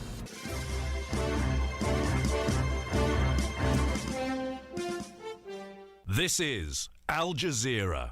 They speak to a nation where too often just the color of your skin puts your life at risk. A country is crying out for leadership. Leadership that can unite us, leadership that brings us together, leadership that can recognize pain and deep grief of communities that have had a knee on their neck for a long time. Donald Trump has turned this country into a battlefield riven by old resentments and fresh fears. He thinks division helps him. His narcissism has become more important than the nation's well-being that he leads. I ask every American, I mean this from the bottom of my heart, I ask every American, look at where we are now and think anew. Is this who we are? Live now to Washington at our White House correspondent Kimberly Halkett. Kimberly, on the one hand, you've got a president who's threatening to impose martial law. On the other, you've got an elder statesman, a potential presidential candidate talking about reform, reconciliation, and leadership. Yeah, there's no question that Joe Biden, the presumptive Democratic presidential nominee, used this opportunity as a call for action.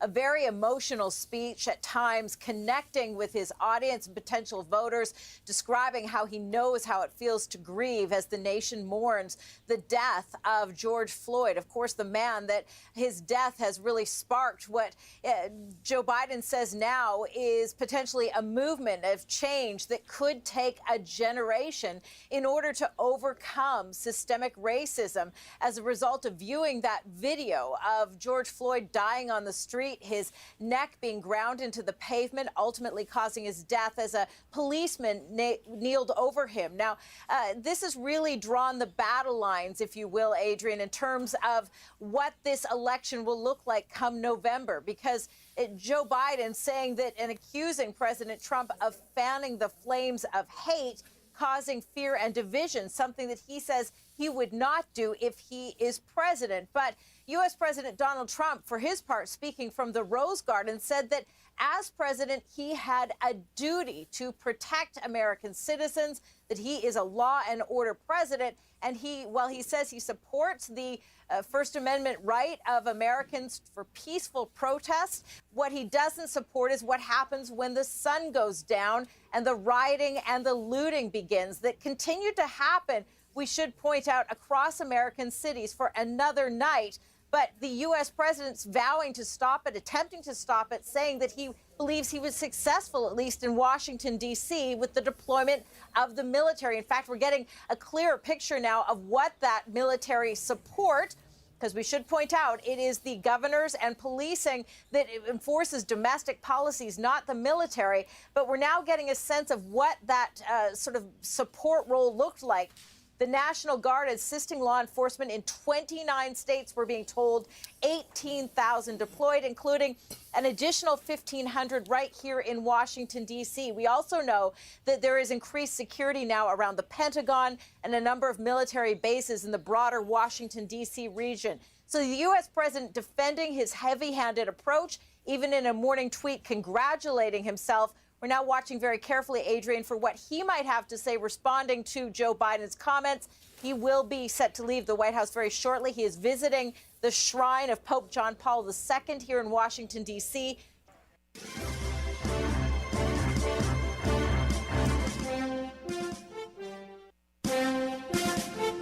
That was the WinFM Headline News, brought to you by KDP Enterprises, Caribbean Alliance, Carrie Brewery, CNC Trading, The Grange. Maybe it's the way the brilliant gold liquid reflects our sunshine, or how the bright blue of its label mirrors the clear Caribbean skies overhead. Maybe it's the fresh, crisp taste of this beastly cold beer on a scorching hot day. Maybe it's even the way it brings us all together. But one thing is for sure, Carib is very much a part of who we are wherever we're from in the Caribbean. Carib, it's the way we play. Drink responsibly. Protect your lifestyle with Caribbean Alliance Insurance. Till you walk with a low reputation and service for second to none. Securing you is our mission. People that you can trust, your business, property, we got you covered. Motor or personal, whatever it is, we got you covered. 130 years in this business, we got you covered. For all your insurance needs, visit or call us at 465-2631 or 469-5303. Dealey Walwyn, people you can trust. Shipping your cargo shouldn't be a hassle. It can be as easy as a single call to Amerijet International, your worldwide cargo transportation solution. We provide all the services you need to ship your goods anywhere in the world. Whether your shipment is fresh, frozen, large or small, alive or hazardous, you can count on Amerijet to deliver it safe and sound. Amerijet International, by land, sea or air. We get it there. For more information, visit us online at www.amerijet.com or call us at KDP Enterprises, telephone number 466-9595.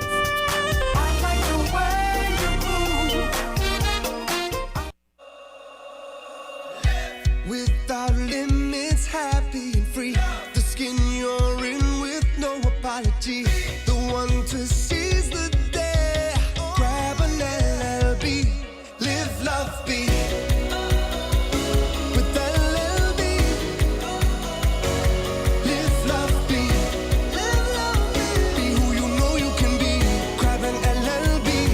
Live, love, be. Angostura, lemon, lime, and bitters. Live, love, be.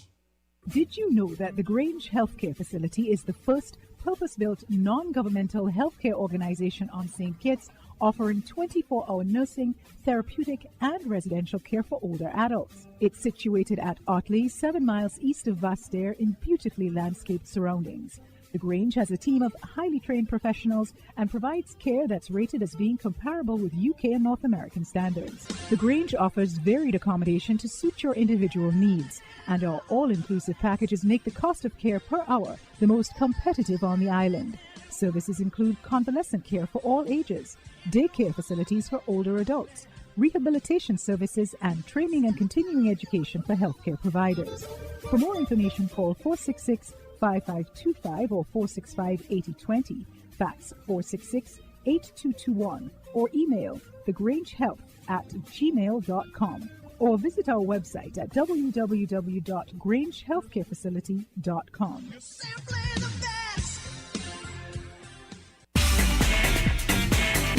Found the South 98.9 FM.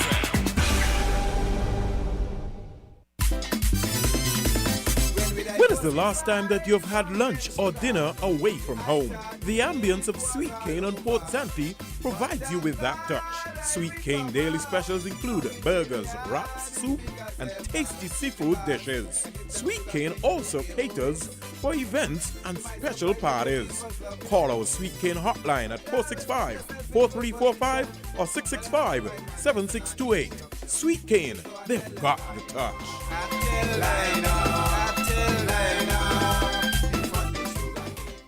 This is your local weather forecast brought to you by Sweet Cane. Local weather forecast for St. Cat's and Nevis, valid up to 8 a.m. tomorrow, Wednesday, 3rd June. Synopsis: settled conditions are anticipated for the forecast period as high pressure along with low moisture levels will inhibit shower activity. Today's weather: partly sunny with a 20% a slight chance of showers. Tonight's weather: partly cloudy with a 10% a slight chance of showers. Winds are east ranging from 19 to 31 kilometers or 10 to 17 knots, and gusting as high as 27 knots or 50 kilometers. Seas not exceeding 1.5 meters or 5 feet. Today's sunset: 6:42 p.m. Tomorrow's sunrise: 5:36 a.m. This has been your local weather forecast for St. Cat's and Nevis, valid up to 8 a.m. tomorrow. Brought to you by Sweet Cane. When is the last time that you've had lunch or dinner away from home? The ambience of Sweet Cane on Port Santy provides you with that touch. Sweet Cane daily specials include burgers, wraps, soup, and tasty seafood dishes. Sweet Cane also caters for events and special parties. Call our Sweet Cane hotline at 465-4345 or 665-7628. Sweet Cane, they've got the touch.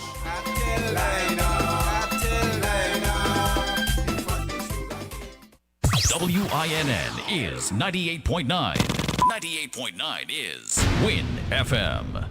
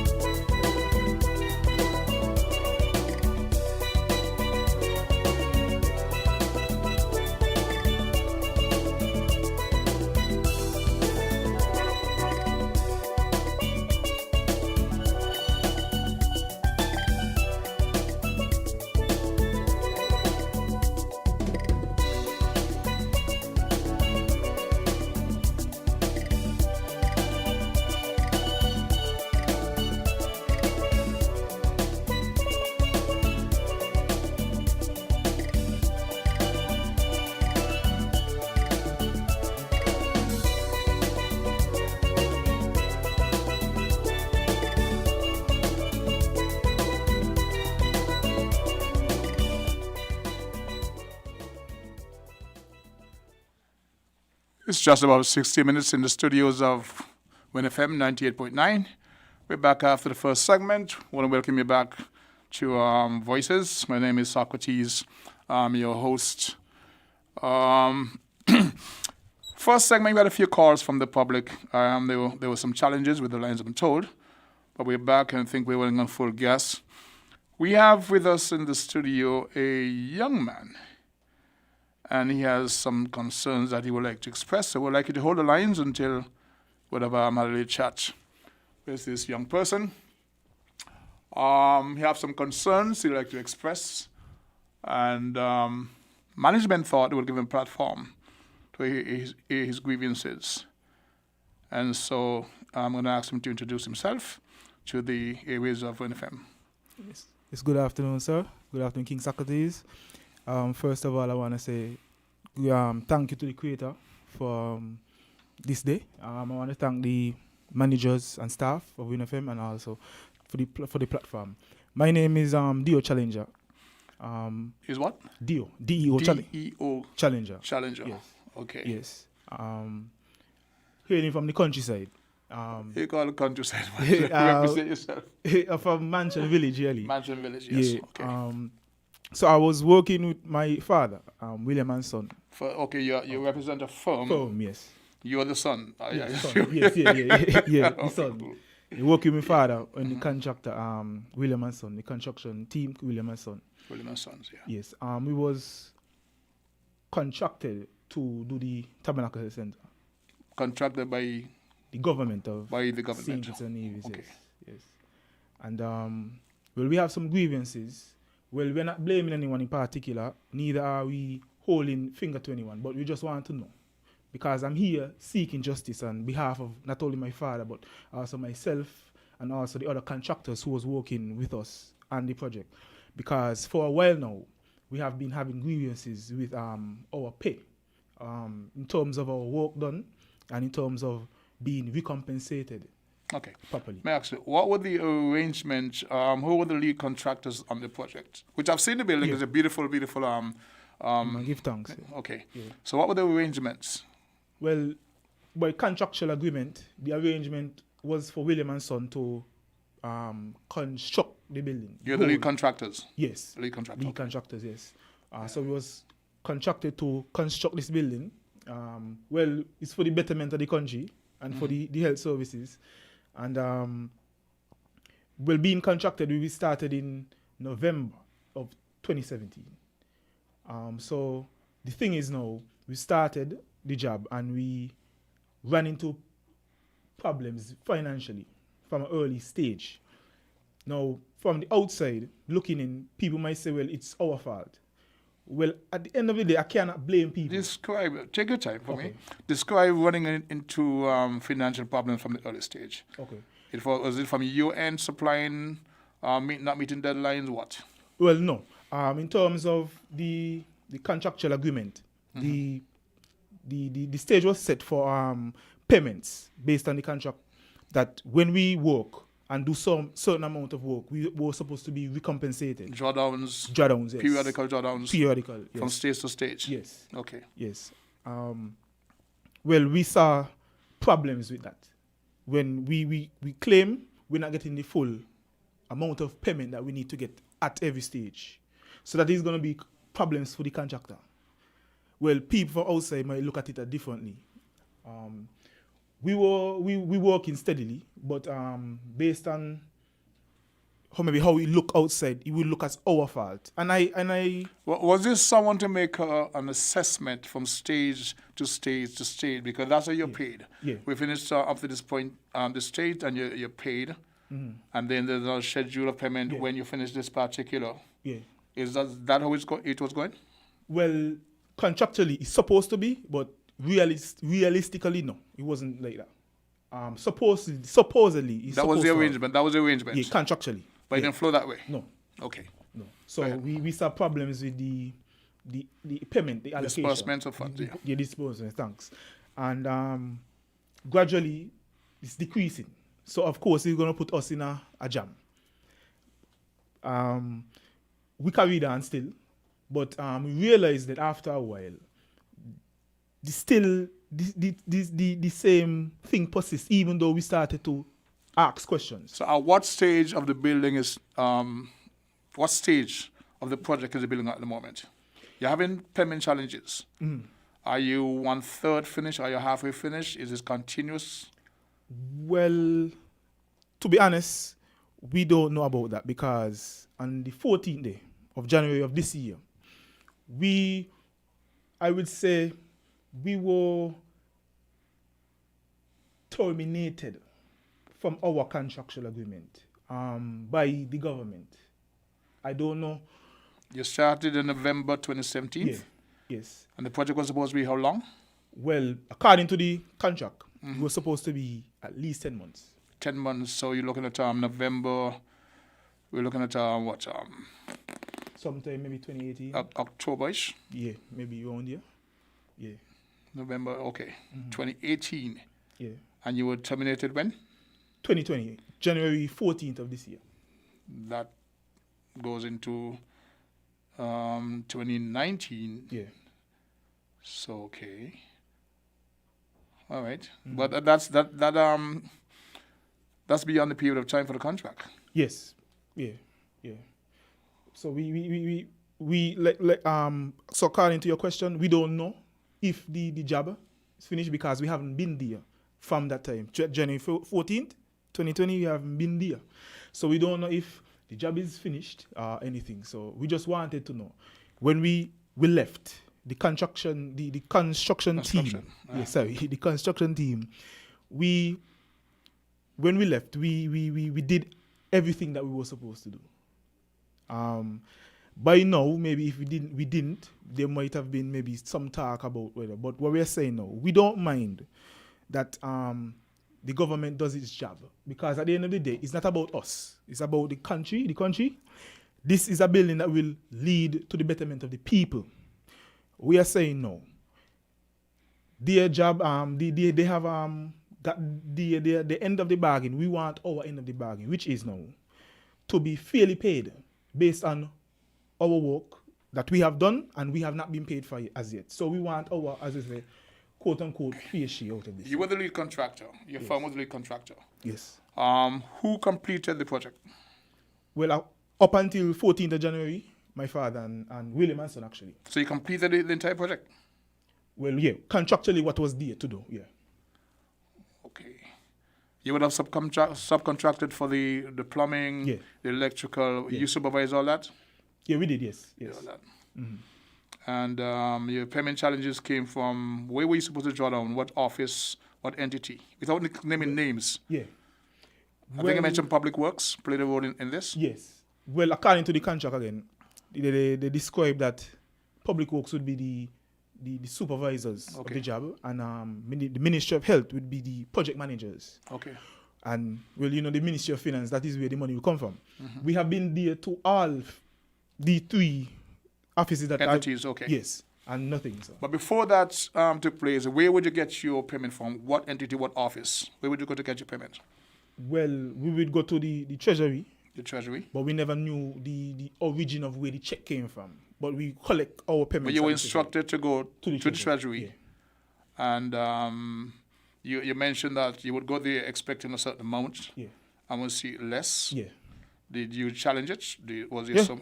Yeah, we have been to the various governmental entities and an explanation as to why you were being paid less? Nothing, nada. No kind of justice. So that is why we're here, because we feel like this is a proper place to get out our grievances. Yes.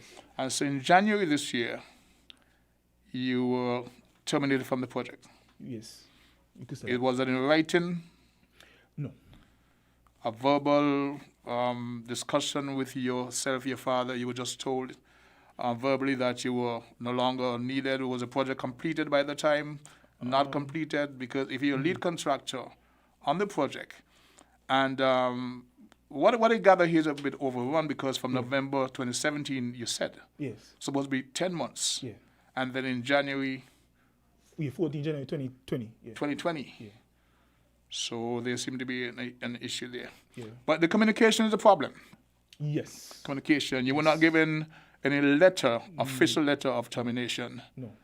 and you've gone back to the offices where you would collect your checks. That's the Treasury. Yeah. You would go there for your payments. Yeah. And you go there and they say to you what? Nothing is there for you. Well, the times when we went to collect, we got, but not every time, but when we didn't get the right amount. But in terms of them communicating, no communication was there. Okay. In terms of it. Do you have a figure or figures of what you know is due to you in terms of a balance, how much you owe? Do you have figures like that? Well, prefer not to get into specifics, but you have? Yes. We don't have a case. Okay. Actually, yes. Have you sought legal redress? Nothing, no justice, sir. No. Have you seen a solicitor? Yes, of course. Okay, so you're seeking legal redress, but you just want to be able to reach persons, relevant persons? Yes. Okay. You've got the mic. I'm going to give you a chance to speak to whomever you think is responsible. Okay. Ask the questions and ask them if there's a time or place you can come and see them and sit in dialogue and get it settled. Okay. Whether it's the Ministry of Finance, you said the Health Department, whatever. Okay. Make an appeal. Okay. Let them know your concerns. You've worked, you think you do X amount. Yeah. You may not want to go to the recourse of the courts. Okay. But can they give you an invitation? They got you have your numbers. Yeah. Can they ask you to come and sit with them and resolve the matter? So you've got the mic. Okay. Thanks a lot, sir. Well, according to what the moderator saying, I don't know whom I should talk to because, like I've said before, we had been hitting a wall, no matter with the government entities. But here I'm with the mic and I'm saying to whoever is responsible for the Tabernacle Health Center, the contractors, they have been wronged, and we want someone to right this wrong. Whomever is in position, who can make a change, to do so, please, because we have been waiting for what is rightfully ours for a long time now. We are not begging anyone. We are not fighting for what is not ours. We are coming to the forefront for what is ours, what is rightfully due us. And we want to be able to have the chance to sort out this matter once and for all, because it's been too long now. Okay. We've been waiting. What I just got from a contractor is that there seem to have been a time overrun on the project. If you're contracted to complete a project, say, as you said, within a 10-month time frame, and you go up to 12 months, that's sort of tolerable, but we're looking at November 2017. Yeah. And then you said in January of 2020, you were terminated. What happens this was supposed to be a 10 months project? Yeah. Well, based on the contract, based on what you said? Yes. Speaking from the contractor's point of view, I can't speak for the government side, but from the contractor's point of view, it cannot be a fault of the contractors. Was there issue with supplying material? No, well, everything had to be done from our end. So we get the money and we will supply the materials. You supply the material, you supply the manpower, you subcontracted for the electrical and the plumbing, etc., etc. Yeah. So what do you think contributed to the overrun in terms of the time? Time. Finances. 10 months. Financing from whom? Finances. From like the drawdown wasn't. Yeah, it wasn't right, and we are owed balance of monies, meaning outstanding monies, meaning we have worked for certain months and we were not paid. We okay. And you had all this in writing? Yeah. They know, but I mean, I don't know if somebody playing smart or something, but I'm saying we are owed and justice needs to be served. That's what I'm saying, because at the end of the day, we did our part. We expect them now to hold their part. Okay. I would trust that the relevant persons are listening. You would have identified yourself. Yes. You see you are Williams and Sons. Yeah. And from Taba? Yeah. Beautiful. You in the constituency of the Prime Minister. Yes. So there should be some easy dialogue on some way to resolve this before it goes to litigation. But one of the things that you indicated is the start time of the project, the duration that was contracted to, and what may seem to be an overrun. So if that's part of the issue, you were given a chance to speak to them via the airways directly. I hope they listen. I hope they can reach out to you. We can have a discussion. Yes. Because, how old are you? Well, I just turned 26 this year. 26. Yeah. We have to respect our young entrepreneurs and encourage them as best as possible. Yes. And I would wish you the best. Thank you. And in you going too. forward, you get this resolved. Yes. If there's a number, you say you've been going to various offices. I know the Prime Minister or his his people, his persons are listening. Mm-hmm. And I would really, really hope that you can get to some resolution. The fact that you've come here, I actually say when I came in. When I came into the program, I say out there. Yeah, yeah. But you patiently, you waited, you had a chance to make a presentation. And I thank you guys for I that. can hope that, I want to hope that you listen to. Yes. And you can have your matter resolved. And not to cut you off, sir, but at the end of the day... You can cut me off, no problem. Oh, sorry, but I mean, at the end of the day, what I really want to say is we don't have nothing against anyone.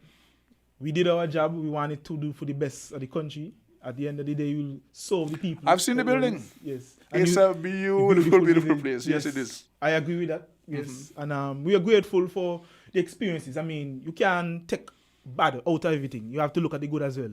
So they had the good and he had the bad. So we learn from that. But what I'm here saying is, at the end of the day, we expect justice to be served. That's all. Okay. Yes. I want to encourage you as best I can. I like your approach. Yeah.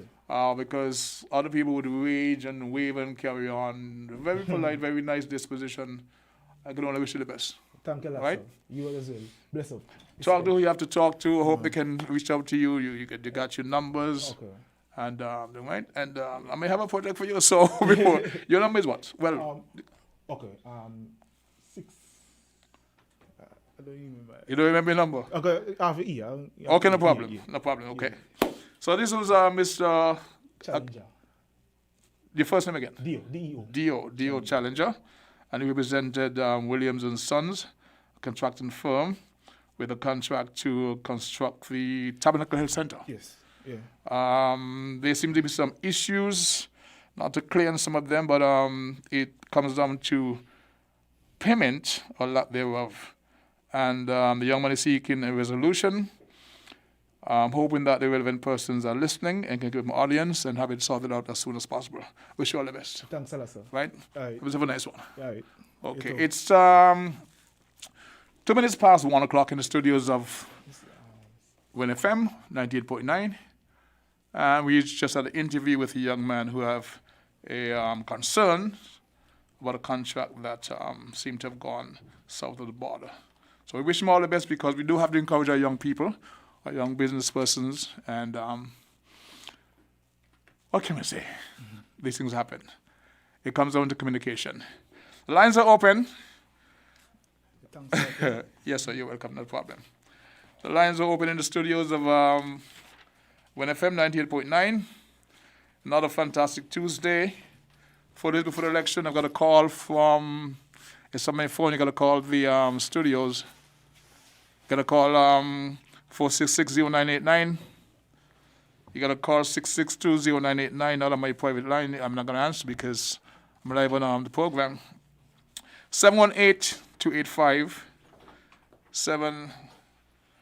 Caller, you're live on the Voices. How? Lost that caller. Yeah. Okay, there's a contractor asking me to give him a call off the air. I'll see if I can multitask because there seem to be, and this is actually well-established contractor. The timeline seems to have been one of the problems. With his cost overrun, whatever, I don't know. But he sincerely thinks he has a case, and management thought it best to give him an audience, which, of course, by all looks, I think he appreciated, right? This text said, hello, look like the guy did not seek advice before go down that road with the time overrun. He needed proper advice. That's a feedback via text.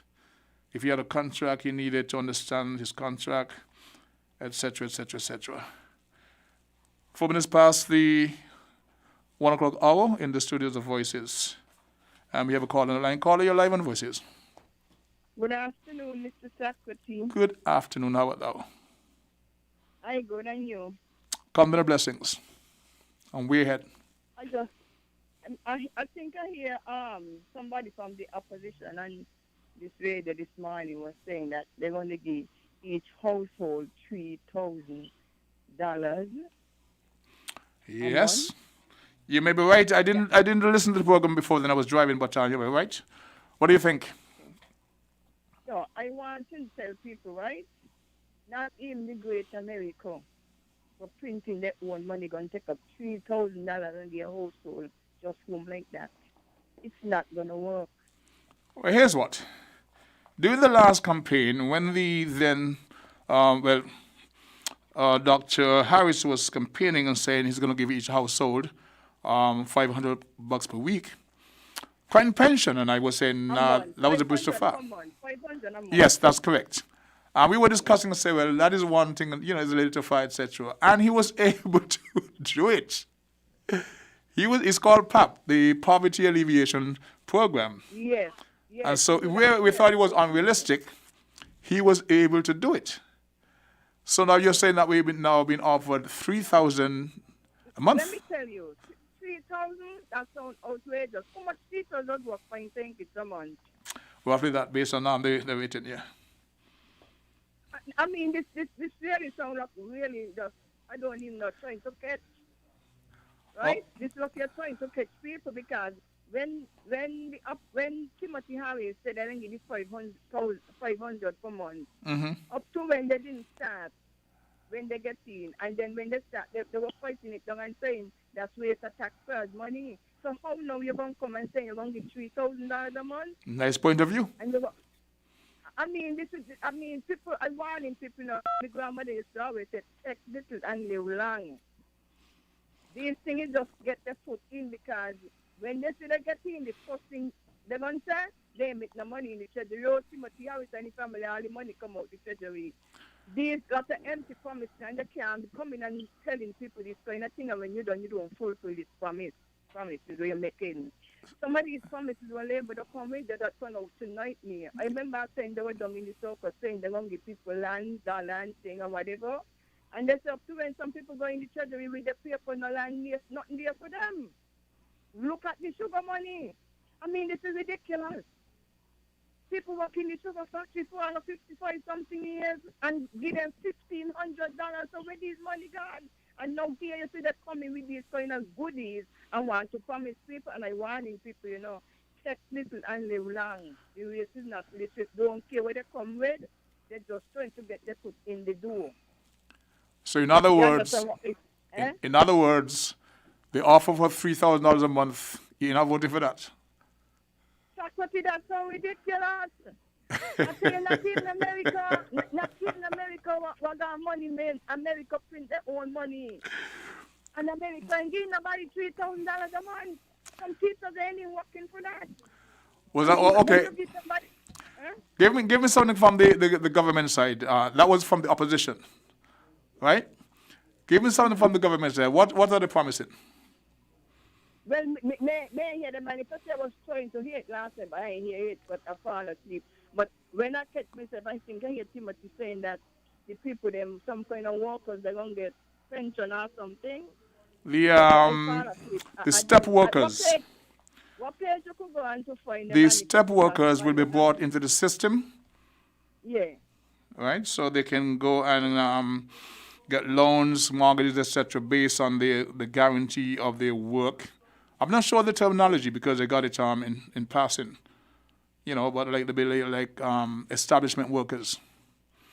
And that's a big step. We're talking about care when the 18 years old. They talk about the care still because these are the promising, when they're promising people this thing, people need to take them to court when they enforce because it's ridiculous. You can't be coming and fooling people all the time, so when people don't go and fall for that, they're going to be waiting all the money in the treasury and this and all that kind of thing. Hello. And I asking people do not fall for this kind of thing. Well, it's part of the campaigning. We got about 4 days to go before the elections. Today's Tuesday? We got Wednesday, Thursday, and Friday. So what do you say? Oh my God. People in America, some people ain't even working for $3,000 a month, and you just take up $3,000 and give every household. That is what I feel of. The lie. Okay. That is, to me, I don't know, and this is just coming from me. That can't happen. So when you give people $3,000 a month, who I'm sitting down with, Is that like every household? That's what he said. He said each household. Unconditionally? That's why he think I hear somebody correct me if I'm wrong. Please, somebody correct me if I'm wrong, but that's When you tell me somebody say, you tell me that you heard it for yourself. No, I said somebody correct me, because when I tune in, that is what I hear Mr. Joe saying. I might hear wrong, everybody don't hear different, and everybody don't put things up. But somebody please correct me, because when you get $3,000 a month, that means what Social Security, the best everybody sit on home then and enjoy the $3,000. I see. All right. Well, thank you very much for your contribution.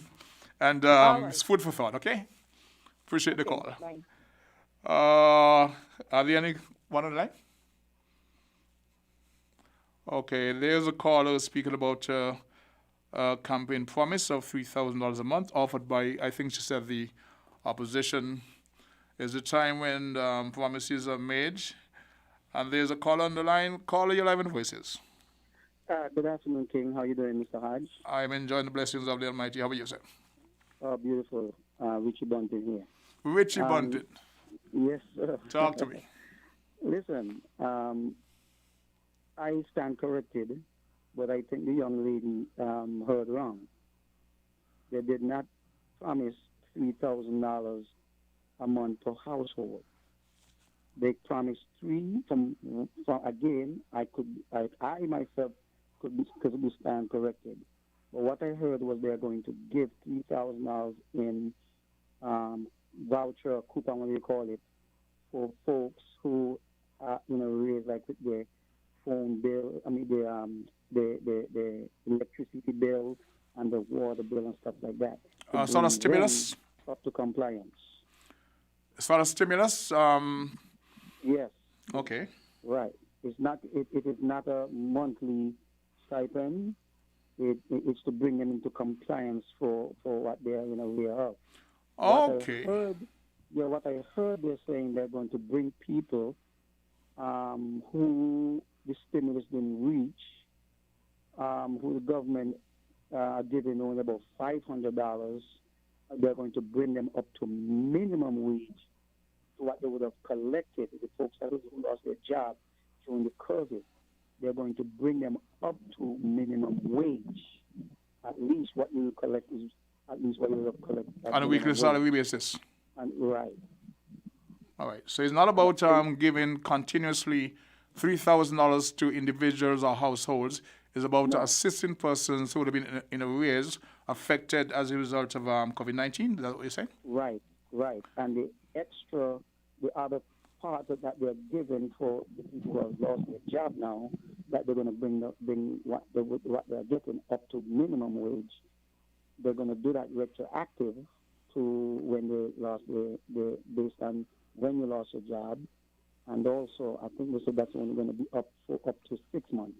6 months. As well, right. I want to thank you for that clarification. Actually, a few months ago, the other presidents of the St. Kitts Tax Association, Dalai Miga and myself, representing the St. Kitts Tax Cooperative Society, we sat with Dr. Douglas, and he did mention such, he did promise stuff like that, a sort of stimulus package. And I think one of the presidents told him that they were satisfied with the response from the current government, Dr. Harris, at the moment. He did mention some programs in terms of stimulus, and they did sound really, really good. So this is one of them that you mentioned. I can see where you're coming from. It's a different picture to what you said about paying $3,000 a month to households. I think some people think they let the positions get the best of them sometimes, but it's okay. We understand where we are.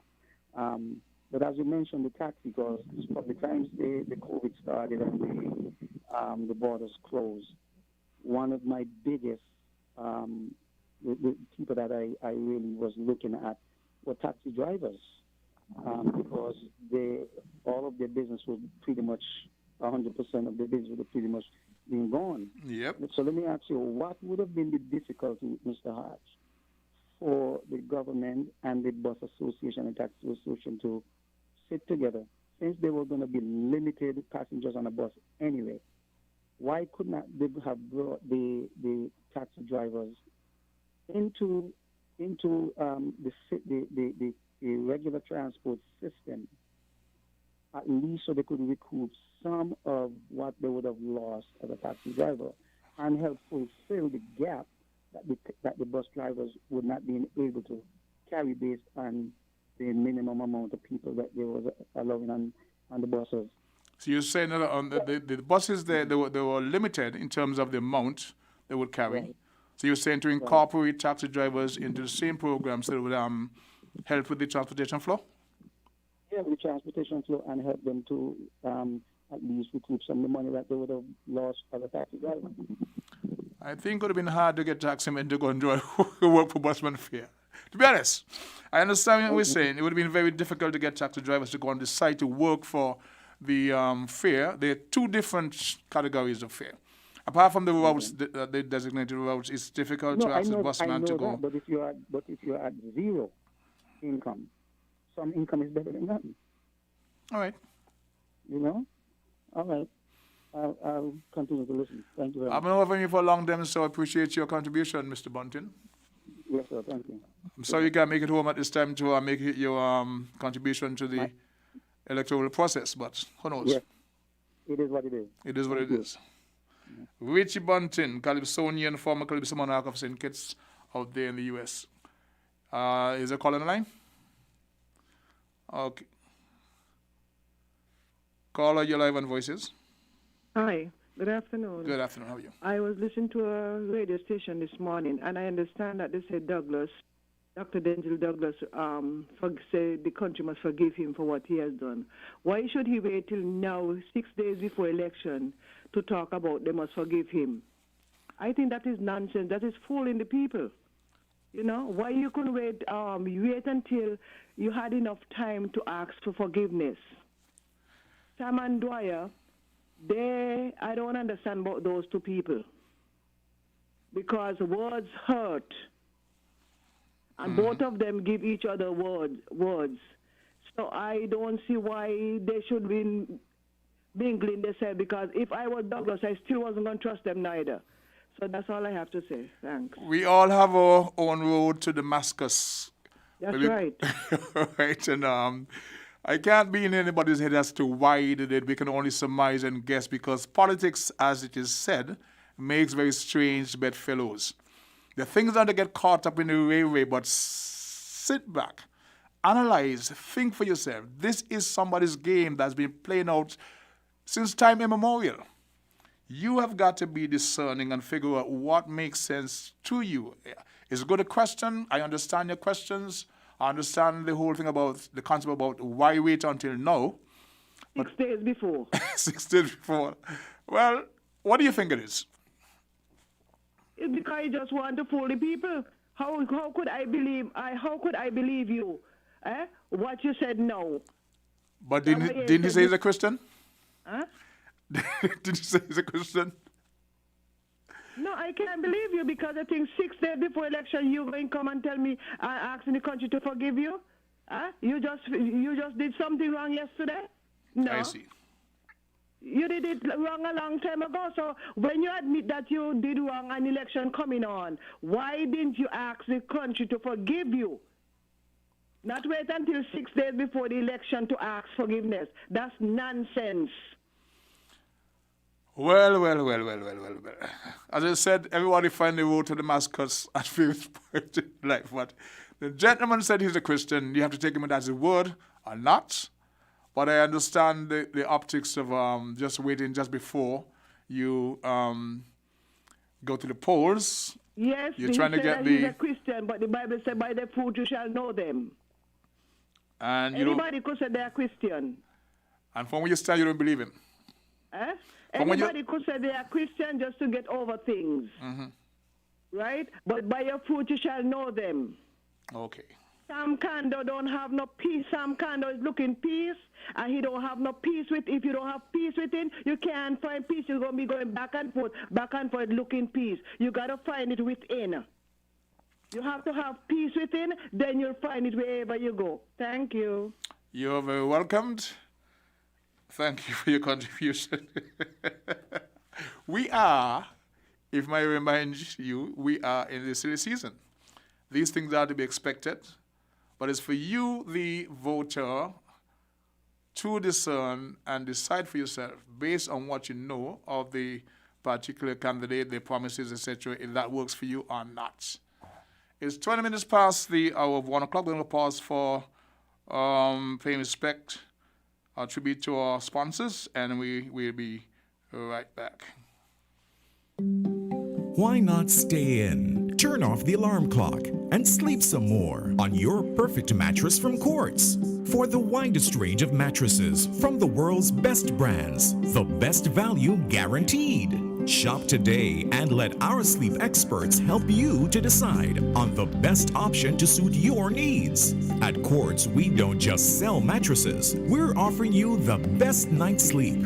So, sleep in a little on your new mattress from Quartz. Quartz, bringing value home. This is an unprecedented announcement from Horseman's. Get up to $30,000 off and pay zero VAT on top of that. It's Horseman's Automotive Unprecedented Sales Event happening now.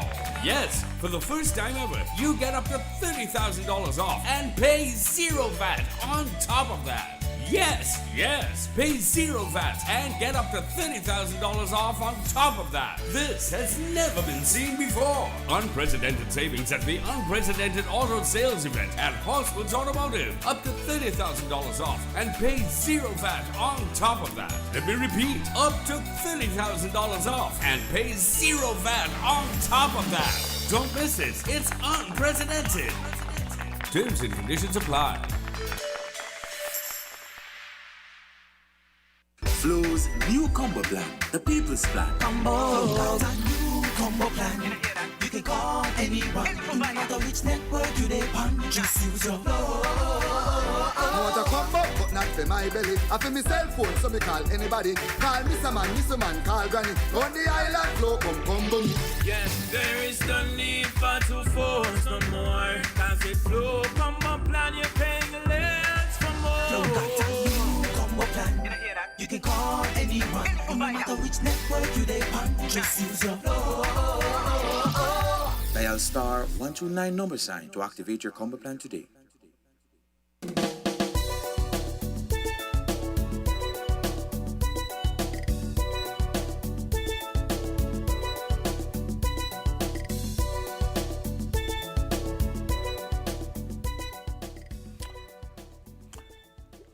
And call your 11 Voices, just about 7 minutes to go. Hello? Good afternoon, your 11 Voices. Yes, Mr. Socrates. Good afternoon, how about that? I hear Ricky Bunting was saying something, but in the stimulus package, right, what I hear Mr. Joe say, he said who getting $1,000, they will put on 5 and bring it up to $1,500. And people who getting the pension, they will move it from 4 something and bring it up to 7 and change. That is what I overheard Mr. Joe saying, right? And this thing with Sam and Dwyer them, when Dwyer them start out, they say this government ain't doing what they said they're going to do. So they were talking about good governance. Okay. But good governance gone from good governance to Dr. Douglas is the best. So these people that I mean, this is ridiculous. They leave people with their mouth now wide open and raise the eyebrow because they let everybody in shock. You start off with this good governance and say, but look, you got right back to him to do work. Timothy Harris can do 2% of what Douglas do, but you see them kind of people there talking from the mouth. It's campaigning. It's campaigning, pure and simple. It's for you who know better, to accept or not. Once you know better, you don't accept it. Who know better, do better. Of course. Remember, you got children out there listening, and sometimes children learn what they see and learn what they hear, do what they hear. So understand what me say? it's your responsibility to educate those who don't know. Exactly. But I that is recall when Dr. Timothy Harris came to the people and he apologized for his past performances. Based on that, I Socrates said, I'm going to give him a chance. Yes. Because you can recall the songs where I used to hit him in Calypso. Over 20 years I hit them. But he came and he was contrite to the public. He apologized the same way perhaps Dr. Douglas is apologizing. And based on that, I was supportive of Dr. Harris. I gave him a chance. If I were to mark his scorecard, I'll give him a 9. Now somebody says, oh, the building roads and building sidewalks, it is their job, is what you pay them to do. Yes, but not everybody going up and perform. And you have to be able to run the country in a manner that you can make these projects come to fruition without having to go and borrow. We have 2 economists at the top. I'm not campaigning for them, but based on the performance in terms of projects that they have delivered. Exactly. Okay, Socrates, let me speak and then you could sing. But okay. If that is just okay, I don't know what they're looking for when they say good governance, because you don't mind them passes and pass that. Look how they're fixing road and fixing school and fixing this and doing that kind of thing. Okay. So we can't that. The good governance agenda angle is not about the projects that they've done. It came to certain legislation they thought would pass in terms of integrity in public life. Those stuff they address him, not in terms of the projects. Okay. That's why I say I'll score him high, because against the backdrop, when you want to compare, Chesley Hamilton said on Win FM last week that we are saying that 5 is more than 20 because Mr. Harris' performance is compared to Dr. Douglas. But he's saying that Dr. Harris was in office for 18 years. 18 and 5 is 23. So 23 is more than 20. So based on that matrix, Dr. Douglas deserves another chance. But I'm saying for the 7 years that was it 7? I may have some fuzzy math. That Dr. Harris was the Minister of Finance. Every budget he passed reflected in a surplus. Every budget he passed reflected in a surplus. Compare that to the other party or the other person. What do you have? What do you have? And for the 18 years Dr. Harris was in office that he alluded to, he was not the leader of the country. I'm judging him based on his leadership. Not the 18 years he was deputy or whatever, Minister of Finance or whatever. He was not the leader of the party. He was not the leader of the country. I'm judging him on his 5 years. Okay. So when it comes to that, Chesley, that's a non-starter. Well, 25 years Timothy Harris in, I'll give him a AAA because right now he's scoring so much. He's scoring high grade. To me, for the 20 years, Douglas in, they're still in stream C. We say still struggling. You give him high grade? What not? High grade what? High grade what? High grade what? Marijuana? No, they're scoring high. They're scoring, like when you go to school and you grade high. Something you only have to do an exam. Back, they pass you with flying colors. So right now, Dr. Douglas is still in streams. He's struggling. That grade is very low. They're doing it at the end of next Friday. One party. No, unfortunately, no. Okay. But there'll be other able persons on to entertain calls and so. At the end of next Friday, one party or the other will be in office. It'll be Good Friday for one party, maybe not so good for the other. We may have a change in equation and the balance. The fact is, at the end of the day. Good governance done, from good governance to Dr. Douglas is the best. So I really don't know what people want, and I pray to God that these people here think, study, pray about this election because Douglas is the only one they put in. He got so much people outside waiting to come back in 23 to conquer. And I about unity. Take Philip and remember that, and take little and live long. One full basket, so we have to do it together. Bye. Okay. Anybody want to call in and campaign on behalf of the opposition? We've had like 2 or 3 callers that call on behalf of the government. Anybody for the opposition? We're actually out of time, but Just lost the call?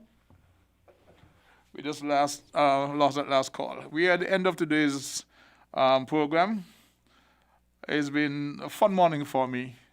My name is Socrates, and I came in a bit late because we entertained a young man who has some issues with Pem Institute for contracts that he said that they were supposed to deliver in 10 months. Apparently there was some overrun, and he was given an audience to appeal to whomever. Let's hope he get that thing resolved. We have callers from the public at large. We're actually in the midst of our political season. We hear about promises from the various candidates aspiring to office. We wish them all the best. At the end of the day, what I wish for our people is a peaceful election, as fair as it can be. And at the end of the day, we don't have anything that reflects what's going on in the New York area.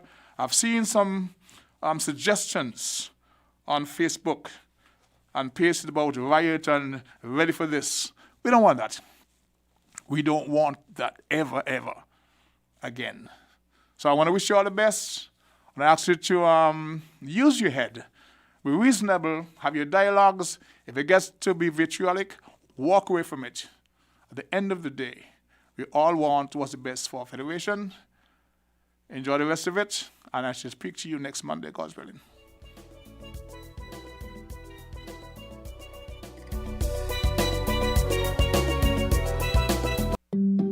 Why